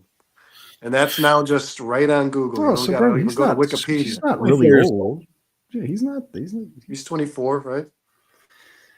Yeah, I mean, it's what's that guy's name? Shuck. That guy's he's going to be 27 before he takes his first snap in the NFL. Notorious brought him up earlier, and I mean that's worth talking about, guys. I mean, it's not Bears related, but the Saints, went into this draft knowing that Carr was a coin flip on if he was going to be available, and now he is not. And they waited until the second round, and they drafted Shuck, 26 years old, to be their starting quarterback. How that's that guy's name?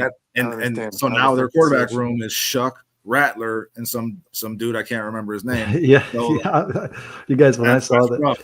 I'm so glad when we shucks. did our way too early NFC rank power Tyler, rankings. I'm so shucks. glad I put the Saints at number 16 because man, it's going to be a rough run for the Joint. Oh, they're going to be the worst team in the NFL. Oh, for sure. I feel bad for Kellen Moore. I mean, I don't put anything that happens with that team on his shoulders, man. That is Well, that's actually a good thing for brutal. Kellen. If they had expectations, I don't expect Kellen Moore to pan out, man. But like at least he'll get a couple years now with the way this team is being set up. Which he should figure it out. So I mean, maybe he'll figure it out in those couple of years, and he needs that. He's young. He needs the experience. So could be the one saving grace for Kellen Moore in my mind. It is news all the same, though, guys. Yeah, Derek Carr is done. His career is over. Kyle, do you want to answer this question by Illinois Jones? Is it safe to say right now Poles is a stooge for Ben Johnson? I don't believe so at all. I think there's actually a very, very good relationship there. I think they respect the hell out of each other, and I think Poles listened to a lot what these coaching staff had to say when it came to the draft, and I think vice versa. And I think they got exactly what they wanted, and they were all very happy with it. If you watch the War Room, these guys were, I mean, hugging each other, high-fiving each other. I mean, it was just good vibes all around. Well, that's every team every year. Yeah, but now that Illinois Jones brought up. If Ben Johnson felt that way about Ryan Poles, like that's how little command he had of the Ben Johnson wouldn't be here. He wouldn't have taken the job. Yeah, he wouldn't be here.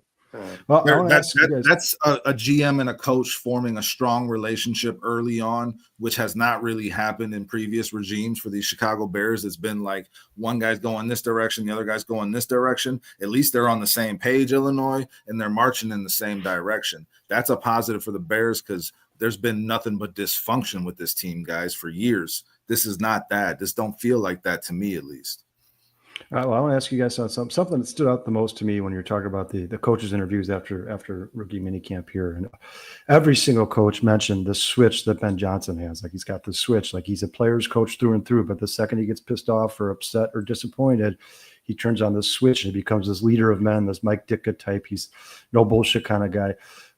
I know you guys were really, that's something you guys were concerned about going into the coaching search. Absolutely. We needed a leader of men. So what does it mean to you guys to hear these coaches talk about that? I got to tell you, Brandon, go ahead. It means, as far as we can tell before we see this all on the field, they made the right choice. Because, Kyle, like you said, a lot of these coaches have basically stated this dude is in charge. And you know it from the minute you step in the room. And that's what I needed to hear about Ben Johnson, because we knew that about Mike Vrabel. Ben Johnson was just another project. As far as I was concerned, the Bears were hiring another guy who hadn't done it on this level.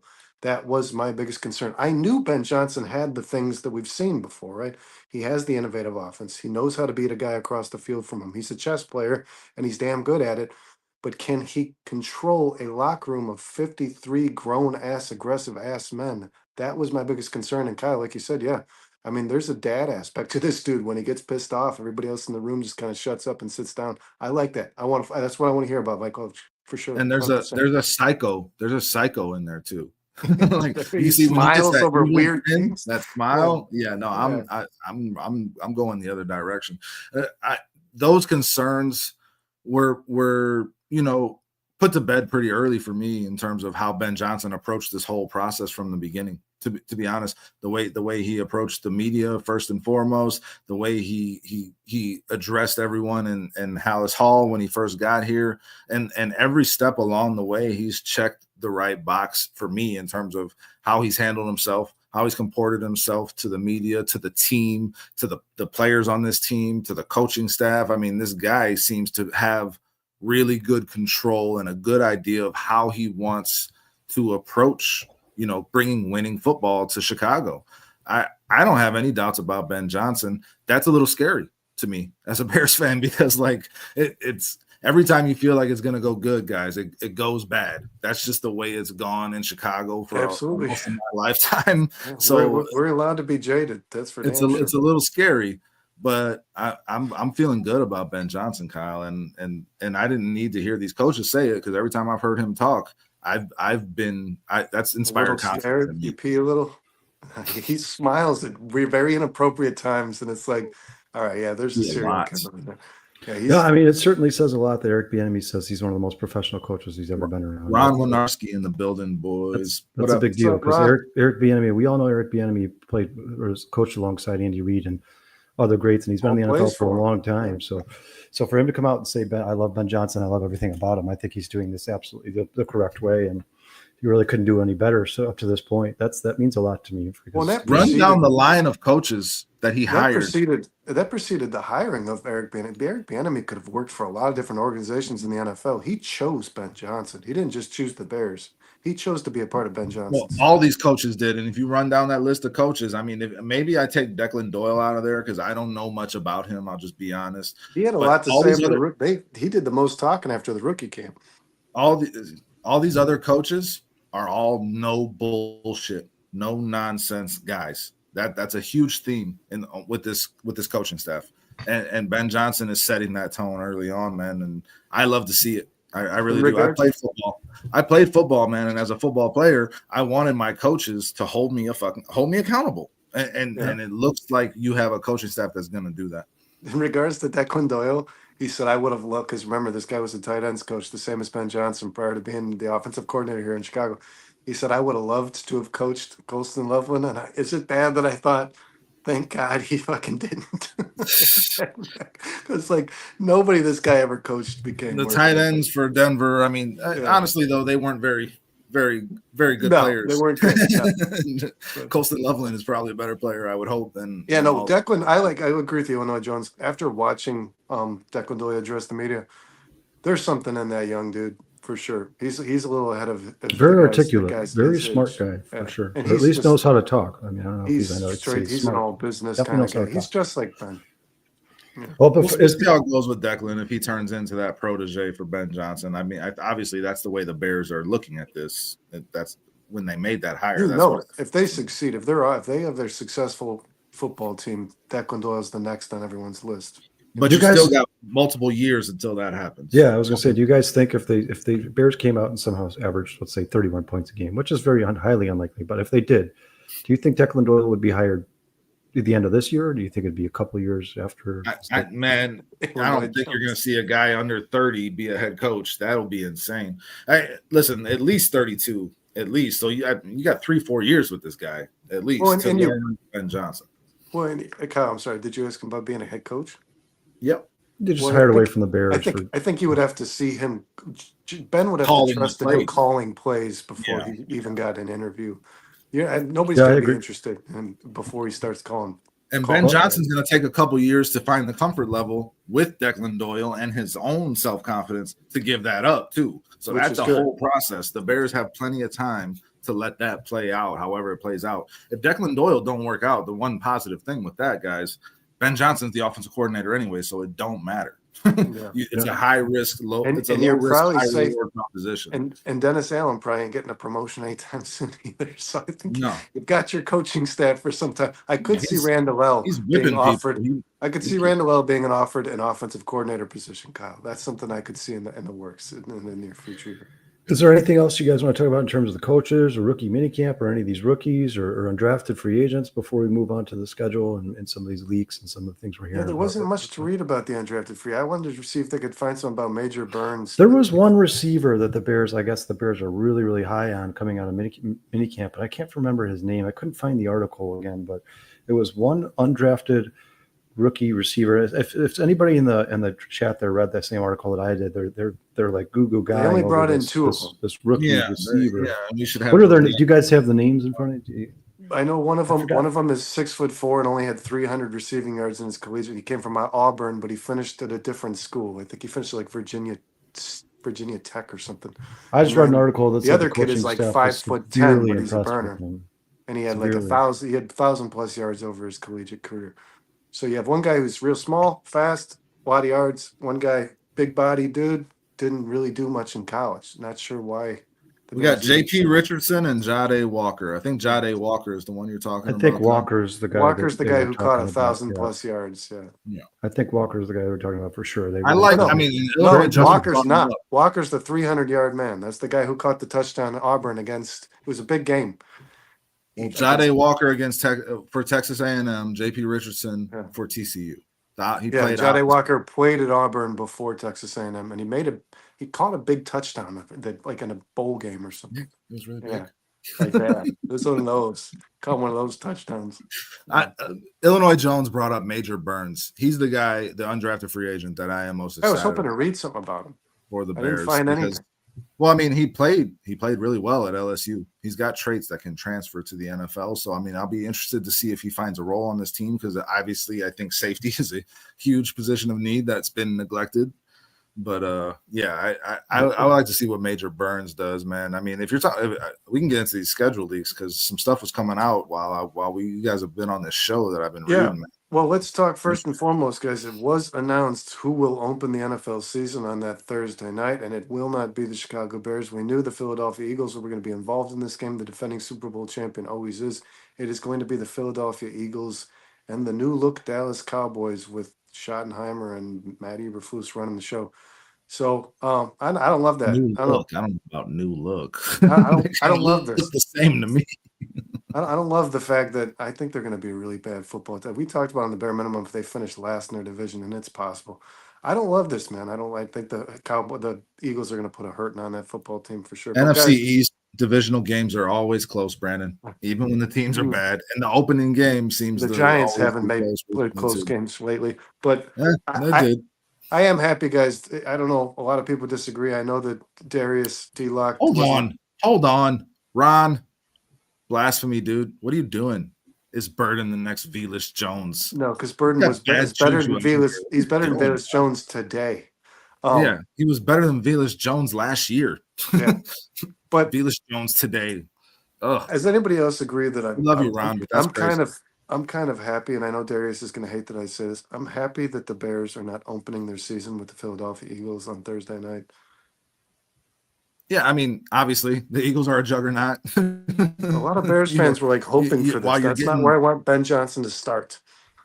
While you're getting your legs underneath you, you don't want to start on the road in Philly against that monstrous team with big uglies on both sides of the ball. They're going to beat your ass. Like that's just got better this offseason with a really quality draft.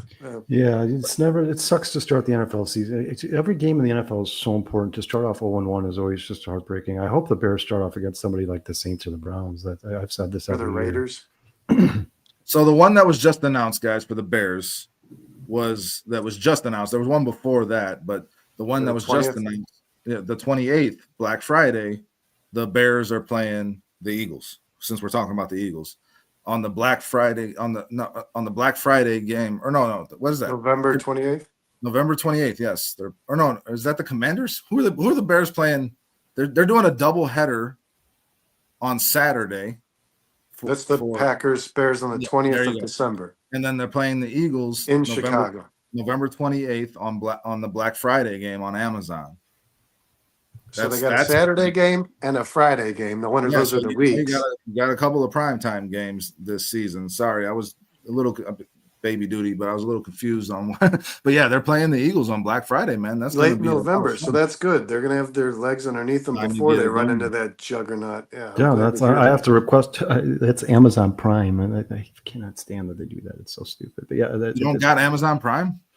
Not at River Street. No, I'd have to stay on. But yeah, Black Friday they're playing the Eagles. I was taking that day off for sure. I'll be working, but I'm gonna watch it at work. Kyle's like, Eagles. I'm getting a cold. Eagles at Bears, and then December 20th, Packers at Bears. Both those games should be interesting. It's nice to see that they get some of that tough competition at the end of the season when hopefully Caleb Williams has started to adjust to this new scheme under Ben Johnson. Hopefully he's getting more used to playing under center. I'd like to see them play as many, as Sean says, tomato cans as early and often as possible. I mean, do you guys think that they're going to bunch up the divisional games at the end of the schedule like they did last year? Or do you think that's something you're going to see going forward? Yeah, I do. There was a lot of teams had the same kind of schedule, Kyle, where the divisional games were all played in like an 8-week span. And I do think that's something the NFL is not going to stray away from. I think it's geographical and it makes it easier to make the schedules for these teams. I hope. But the home opener is a divisional game, so if that tells you, that might be an indicator. Or something. The first game of the season is a divisional game, so maybe that. Yeah, but maybe they play maybe the NFC East plays all their divisional games early in the season. So Okay. I don't want to run into the NFC North at the end of this year. I don't want 4 straight games, 5 straight games of fucking NFC Yeah, North. spread it out a little bit. Yeah, Yeah, yeah. spread it out a little bit. I want to see the Bears play the Packers early in this season too. I really would. Yeah, As I Ben wasn't a Johnson fan. I likes wasn't a beat Matt fan. A lot of LaFleur. people loved that. I was not a fan of them putting 6 divisional games in 7 weeks. You know, these teams beat the absolute shit out of each other. That's the NFC North, is just like the AFC North. These teams are physical. They know each other well. They're long-stood rivalries. This Sean guy's just updated absolutely us with something here. Is this a Says you rule? have to play one divisional opponent before week 6. now. So it sounds like that's a new rule coming into this season, which is it's good. I think that's what they should be doing. Well, Sean Any- wanted us to ask this question, guys. Who do you think the Bears start their season with? Because I do have an opinion on this, and I think the I NFL think it's would going to be smart to do I think it's going to be the Lions. it. Me too. It's going to be a That's- divisional game. I think they're going to be divisional games I early think on. Ben for a lot of Johnson teams, man. going to Detroit would be a way The for the NFL NFL to get their ratings. And that'll be like Tom Brady's game on Fox. Yeah, That'll be the America's game on Yeah. Fox, the 3:00 game. Lions fans, I don't know if you guys reading, like, a lot of the fans can be pretty angry towards players or coaches that just decide to leave their organization, but because he went to a division rival, I mean, this Lions fan base fucking hates this guy.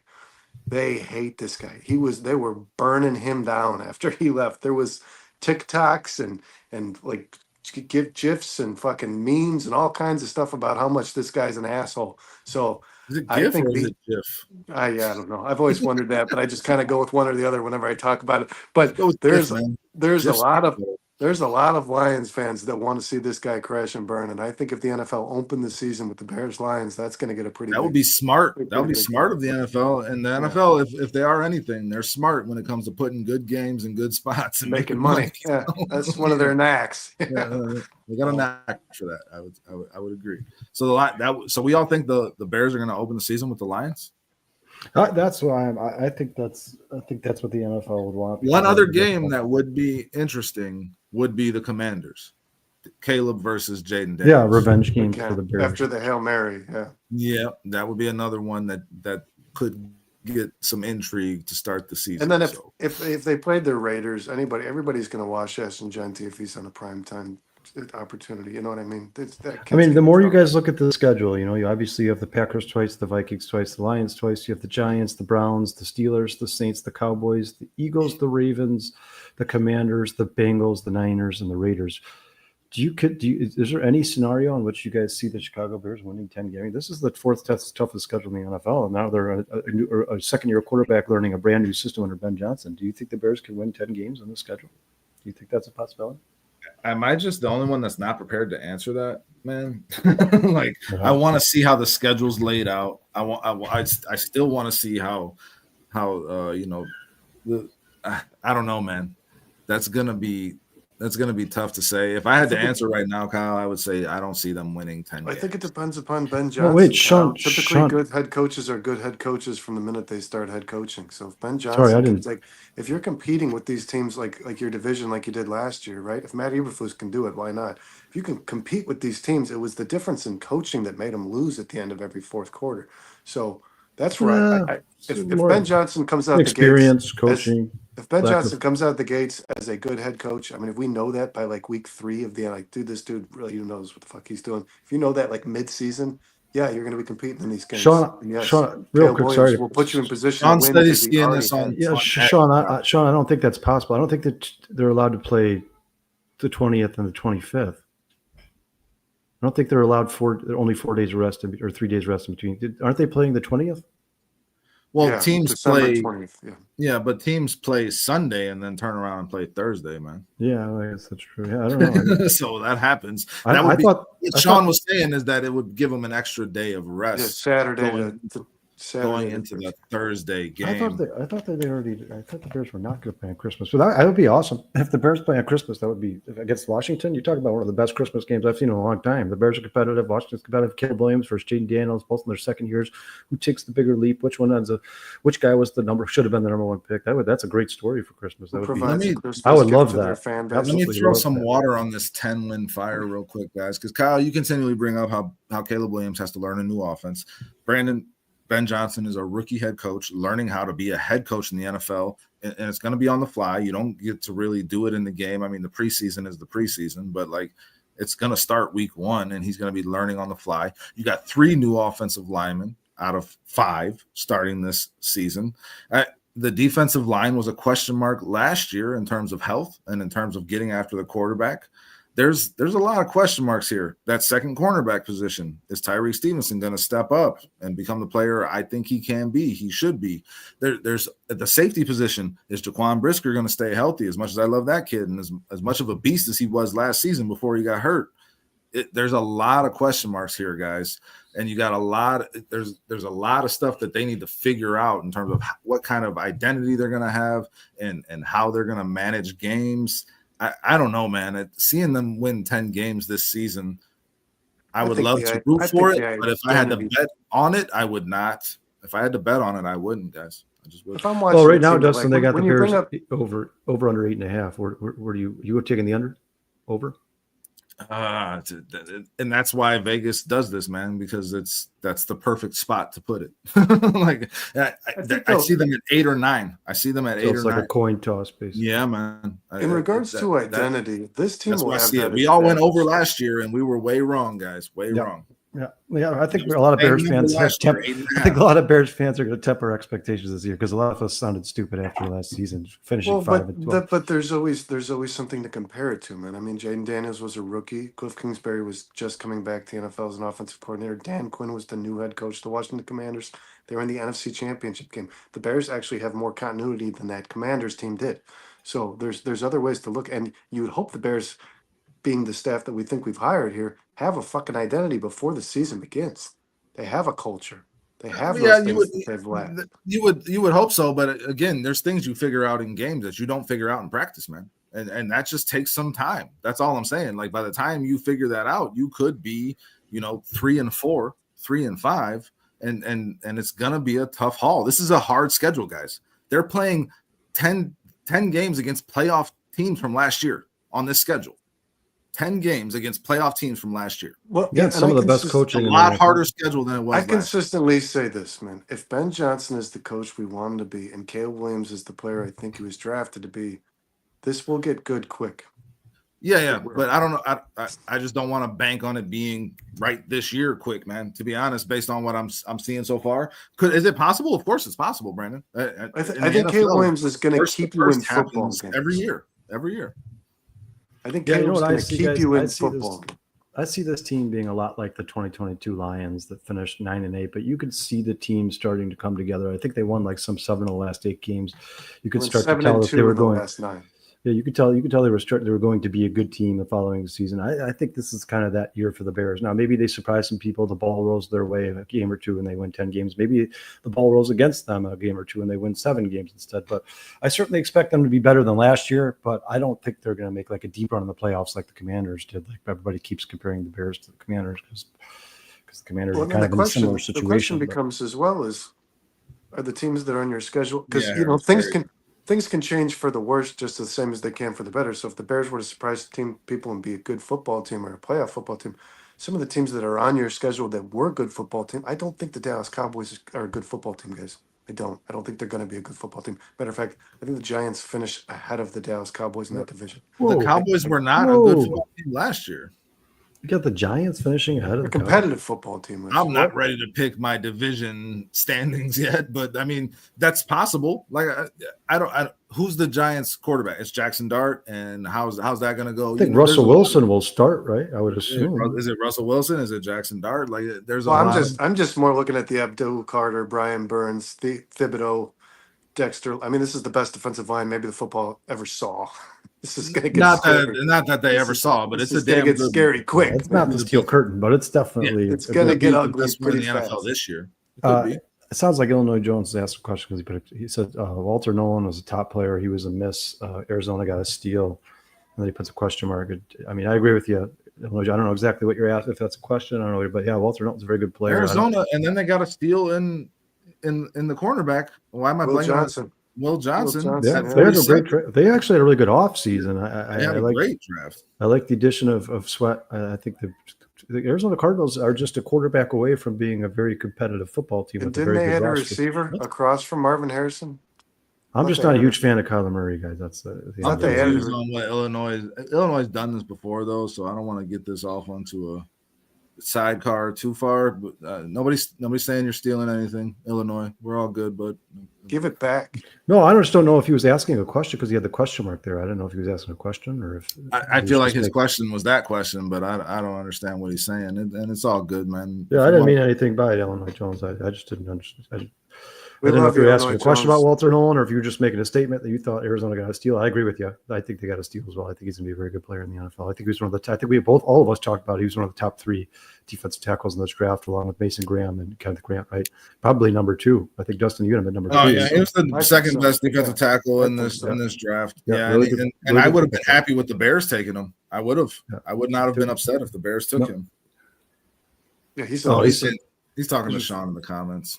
He's gonna snap pretty early, I think, in his career, dude. I think he's gonna be a monster very early on. Matter of fact, man, I mean, he might produce the same as Mason Graham.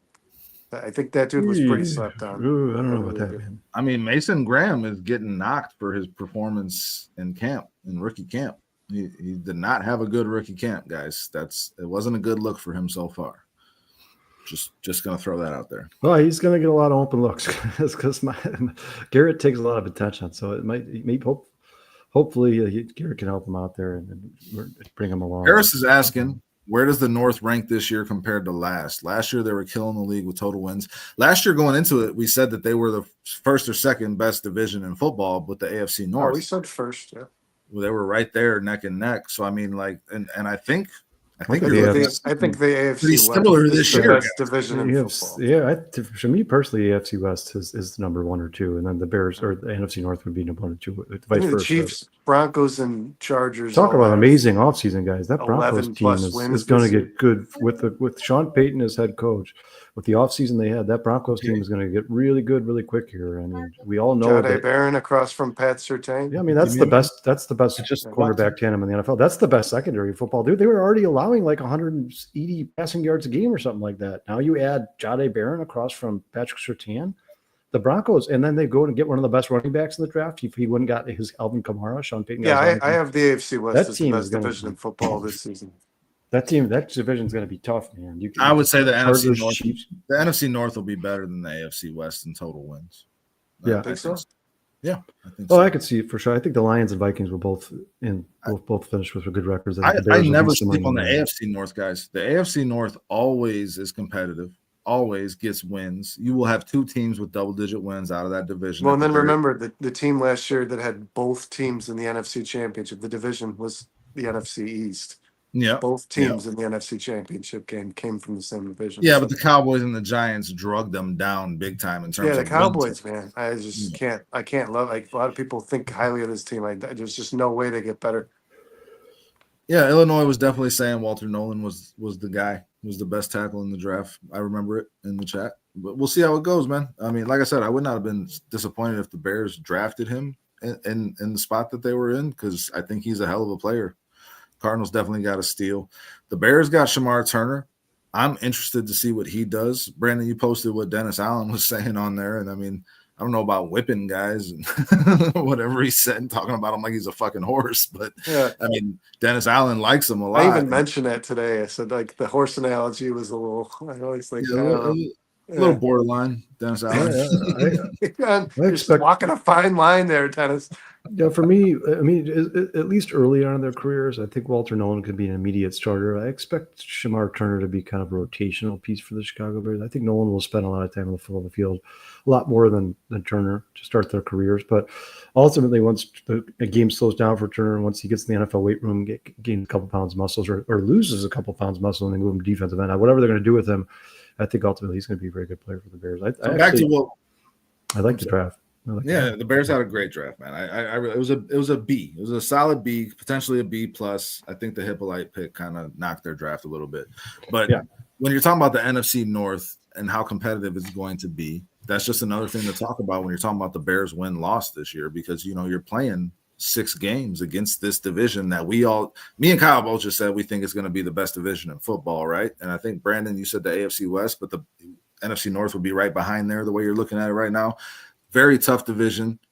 rookie head coach, new offense, all these new pieces. That takes some time for things to gel. So it's like, listen, let's be helpful 100%. I love what the Bears have done. This offense looks to be something that can be real and produce results on the field. The Bears had a very hard time scoring touchdowns last year, guys. So I think they're going to be better at that this year. Well, but that you're in a dreadful very first tough quarter. division. For sure, to start out, they were tough. First quarters of every game. Dustin, do you think there's a chance that 3 teams from the NFC North make the playoffs again? Of course, yeah, 100%. Yeah, I mean, if you look at the NFC, the landscape of the NFC, you're only getting one team out of the NFC West, right? You might get you'll get 2 teams out of the NFC East. It looks like that's not a guarantee. At least one, but definitely only one out of that NFC South, man. I got 2 teams from the NFC West going to the playoff. I think the Niners can have a really good bounce back year, and I hope so. I am not banking on it, man. I am concerned for those Niners. I'm concerned for my Niners. I just think the Niners did what they needed was to inject some youth into that roster, and that's exactly what they did. It's time for them to start getting younger because they got the coach defense too. But if you look at the NFC South and NFC West, likelihood you're getting one team out of both of those divisions. Oh, for sure. 2 teams out of the NFC East. And so that leaves that door open for 3 teams in the NFC North, which will be the best division in the NFC. It's just different because the NFC North they all have much tougher schedules this year. Well, focusing on the Bears. Yeah. I mentioned a lot last year why I thought Caleb Williams was still the better player over Jane Daniels, even when the statistics were starting to look one-sided, is because of his intelligence, how smart he is. I think he was the smartest quarterback of the 5 that were drafted in the first round. How long? He's one of the smartest quarterbacks drafted in the last 10 years, bro. Yeah. How long do we anticipate the duration it takes Caleb Williams to get his head wrapped around this offense at Ben Johnson's? And how much do we think Ben's going to feed him week 1, week 2? Because you imagine Ben's going to throw this whole damn thing at him. Because I think Caleb wants that. I think he wants to be challenged. I think the opposite, Brandon, to be honest. I think Ben Johnson is going to slow play it. Because Caleb Williams has that capability, honestly, but you still don't want to overwhelm him, and he can be that much better if you simplify the game. Caleb's biggest issue last year was not taking he's better, quick, easy throws. So do you think that he's better than Quickly? Yeah, no, I think Ben Johnson will do everything he can to eliminate the decision making for Caleb and make it simple for him to get him in a rhythm to start the season. And then he'll gradually start throwing more. Unless it's a game that they fall way behind and they have to throw, I expect this to be a very balanced offense early. It's going to start with the run, Kyle.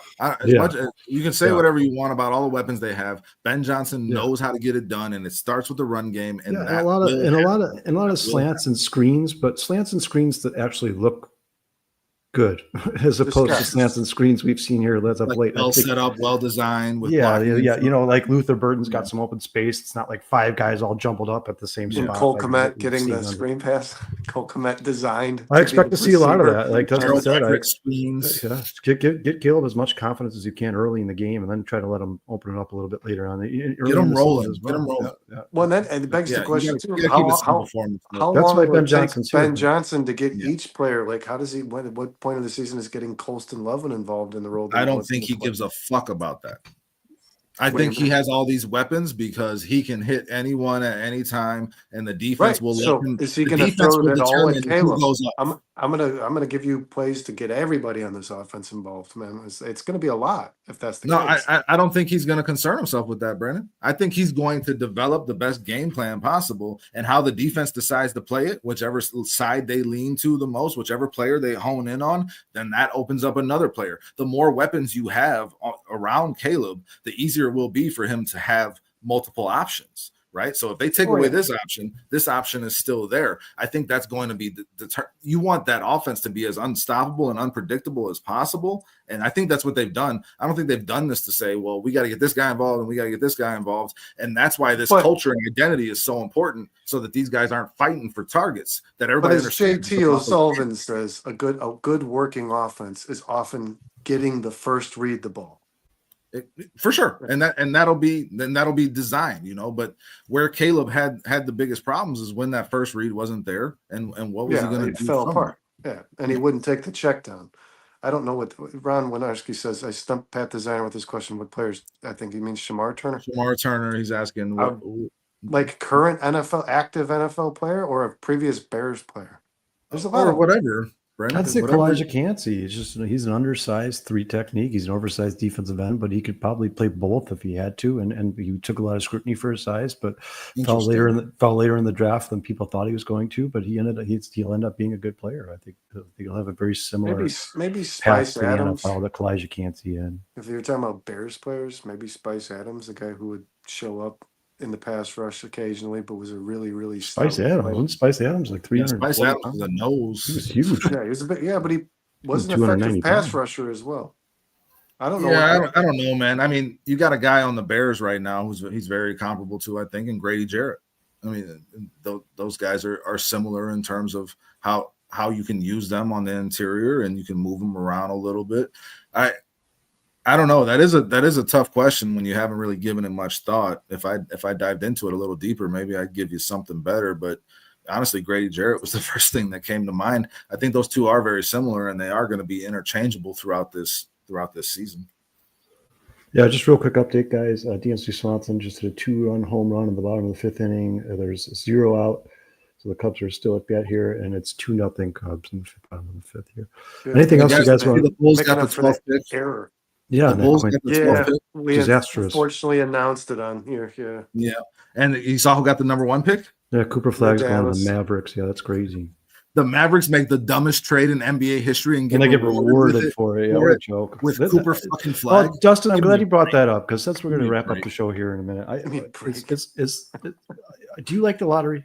Because I don't. I don't like the lottery at all. I think it's time for the NBA. And the I like it when the Bulls have a chance to move up in the lottery, but like when they don't, yeah, it's. I just feel like these teams at the bottom of the when you get Derrick Rose with a 1.7% chance of getting them, yeah, it's awesome. The lottery's great. If you're looking at the sport as just a fan of the sport and you're not a Bulls fan, so try to take yourself on the outside look in. Don't you think that the Washington deserves to have Cooper? I mean, how is Washington ever going to get better if they can't ever get their Cooper Flag? I don't think Washington deserves shit. They've been shitty for years intentionally. I don't think Washington deserves a damn thing. I just would like the to reason see that's in place in the NBA, Kyle, is because it's a lot easier to tank in the NBA and get the number 1 pick. We talked about the tank. Teams were doing that. The teams were doing that intentionally, and they were getting rewarded. But I don't think the lottery didn't really prevent that, though. Teams are still doing it. Yeah, but then they don't get rewarded like the Wizards didn't get rewarded for it. You know what I'm saying? So it's a deterrent for teams to do that. That it's in place for that reason. So I mean, it makes sense in that regard. It's a little different in the NFL. You know, it just is. No team's trying. Both the NHL and the NBA drafts happen now, and both the teams that are getting the first pick in the draft weren't really that bad of teams. Like I think the Islanders got the first pick in the NHL draft. They weren't in the bottom 3 team in the league. Like I don't think you're helping the parity. I think at some point you want to see these teams kind of scrape themselves off the bottom of the league and start to move up towards the top, or at least in the middle of the pack. And you don't want to see certain teams like the Patriots or dominate sports for years. I mean, I know a lot of people love dynasties and a lot of people love to watch greatness, but I think sports are more exciting when the championship game is different every single year. And any given team has a chance. Not even so much I think it makes it more interesting. It's not even so much the team that consistently wins. It's the other end of the spectrum that sucks. It's like the team that's just for 2 decades the worst fucking team. Dude, you guys, how about you finishing in the East 10 games under 500 and you're 6th place in the East? What is that's not good for the NBA. There's no way that the NBA considers that good. Looking at a team like the Hornets, man, that's just bad for 20 plus years. I got to get back to the baby. It's been real. It's been a lot of fun. I'm gonna head out a little early. Yeah, love you guys. Yeah, thanks for coming on. Congratulations, Dustin. Congrats, beautiful man. Beautiful. Good luck, brother. Got a little bit more time off here, so I'm going to enjoy that. Hopefully, I'll be back more consistently here pretty soon. But 4-Star Chicago Sports, like, subscribe. You know, we got a lot going on. Check out our shorts. Brandon will make some after this, I'm sure. Right. Family first, man. All right, guys. Love you bunches. Thanks so much to everybody in the chat. You guys are awesome. All right, guys. Brandon, is there anything else you want to talk about before we this has ran a little long here? Do you want to get out here, or do you want? Yeah, wait, hold on. Let me see. see if I know where it's at.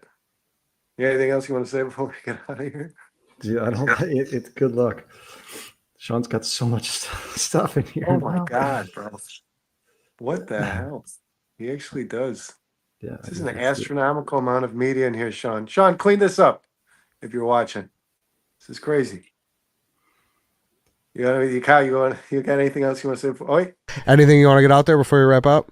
Shit, fuck Green Bay. All right. Fuck yeah. All right. Let's go. Fuck yeah. That a boy. Awesome, Booker. Thank you. Yeah, I want to address just before we get out of here, since she just put this out. I just want to address this comment. This is exactly what I'm talking about. I agree with you 100%, Lindsay. It just makes it so difficult for the fan base to ever give a shit if you get these teams like Washington or the White Sox or any of these teams in sports that are just stuck at the bottom. And listen, I understand that the ownership and the brass of the team is not doing them any favors. I get it, but it's almost like, well, we should just punish them. But ultimately you're punishing the product. Like you don't want to see these teams like right now, Brendan. The Colorado Rockies are on pace to beat the White Sox worst season in MLB history. They're on pace to have like 135 losses. The White Sox only had 122 last year, and that was the worst team ever to play baseball. Like, I don't think that's good for the sport. Like, people are like, well, yeah, they deserve that because their owners suck. Yeah, but that's what I mean. I don't think a the team like the sport. Chiefs consistently winning Super Bowls is a bad thing necessarily, but I think a team like the Browns being utter ass forever, that's not good. That's not good for any sport. Like when you can just count a team out before season begins, somebody else needs to own that fucking. Yeah, Brennan, we've talked about it. We're Bears fans. We're in the NFC North, and we actually have talked about ourselves. We felt bad for Lions fans for over 30 years. I mean, like, it's like, why do Lions fans still give a shit? How have you guys not jumped ship?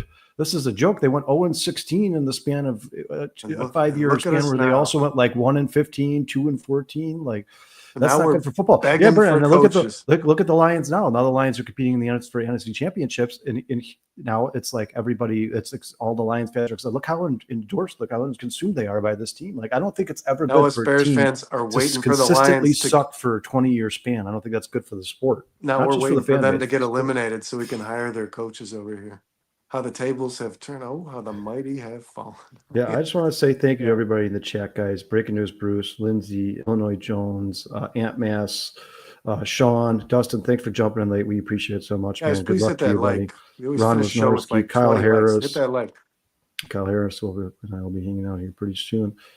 To Dobsy, I don't think I've ever seen that name before. I'm sorry, I apologize if you've been here before and I just didn't notice it. I appreciate you joining the show. Thank you so much. I hope you enjoyed yourself. Notorious TBG, Phil, obviously one of our biggest supporters. Everybody out there. We had at one point we had 70 in the chat. We appreciate you guys so much. If it wasn't for you guys, there'd be no point to doing this. We should be talking to ourselves. We love building this community and getting your guys' opinions, listening to your questions, comments. We love it. Brennan, thanks for hanging in there tonight. It's tough to do a 2-hour show with only 2 people, but there's kind of a lull for the NFL right now, guys. Not a lot to talk about it, but yeah. I can always talk Bears, guys, and thanks for when we are short individual, when we only got the 2 of us. It's always nice to have the panel, you guys in the chat, keep feeding the conversation, and we thrive off it, man. And it's obviously helps our show a lot when we have more to talk about because we come in with our bullet points here in our thumbnail, and we can only beat those to death for so long. But you guys always throw something else in there to get us going in another direction and move it forward. So we appreciate that, guys. We hopefully Sean will be back on Wednesday. If not, Sean, if you're out there still watching, if you're not going to be back Wednesday, give me a shout. Although Jay will be with you, Kyle. So we will have the Barely There podcast Wednesday night at 6:00, guys. Same time as this show started. And then we will have the bare minimum, guys. I'm trying to figure out what time to start that at. It's probably going to be another 9:30 episode of Sean's with me. I know that we have some late night lovers. We got guys who like to hang out after the long day of work. I think some of you guys work like second shift. You're getting out late and kind of like to wind down with the bare minimum. So I do like to keep it kind of at a later hour, guys. We have the bare minimum coming Thursday, probably 9:30 p.m. And then back to the Northside 9, guys. The Cubs are playing good baseball. Check out that show. They just had Alex Pat, Cubs Insider, on the show. That show did really well. Obviously, a good show. It's always fun to talk about the Cubs when they're winning. So yeah, check that out too, guys. Yeah, I'm glad Brian brought that up, guys. I told Liz, my girlfriend, the other day, that is one of my favorite shows I've ever done since I've started doing these sports podcasts. That Cubs show on Saturday. Alex Pat's very informed guy. To go back and watch it. Yeah, very smart guy. Sean killed it on there. Sean does so much research for that show. Puts so of his graphics together. He puts so much work into it. Alex Pat's his time is valuable, guys. He's a very busy guy.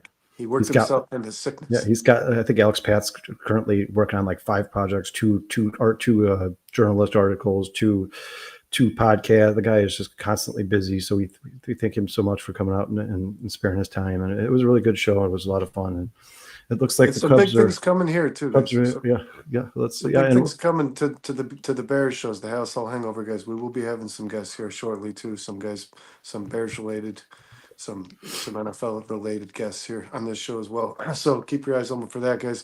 And then 4starchicagosports.com, guys. We all do writing. We all do beat writing. We do our best. If you guys want to go check out some pieces regarding the players in the draft in general, or just the culture of the Chicago Bears, Kyle wrote a good piece on Ben Johnson and why the Bears, this feels different, why you should have more trust in this organization. Go check those out, guys. They're not too long reads, a couple paragraphs, but we put a lot of work into that too. And yeah, thanks for everybody joining us once again on the Halas Hall Hangover on a Monday night. Bear down. Yeah, bear down, guys.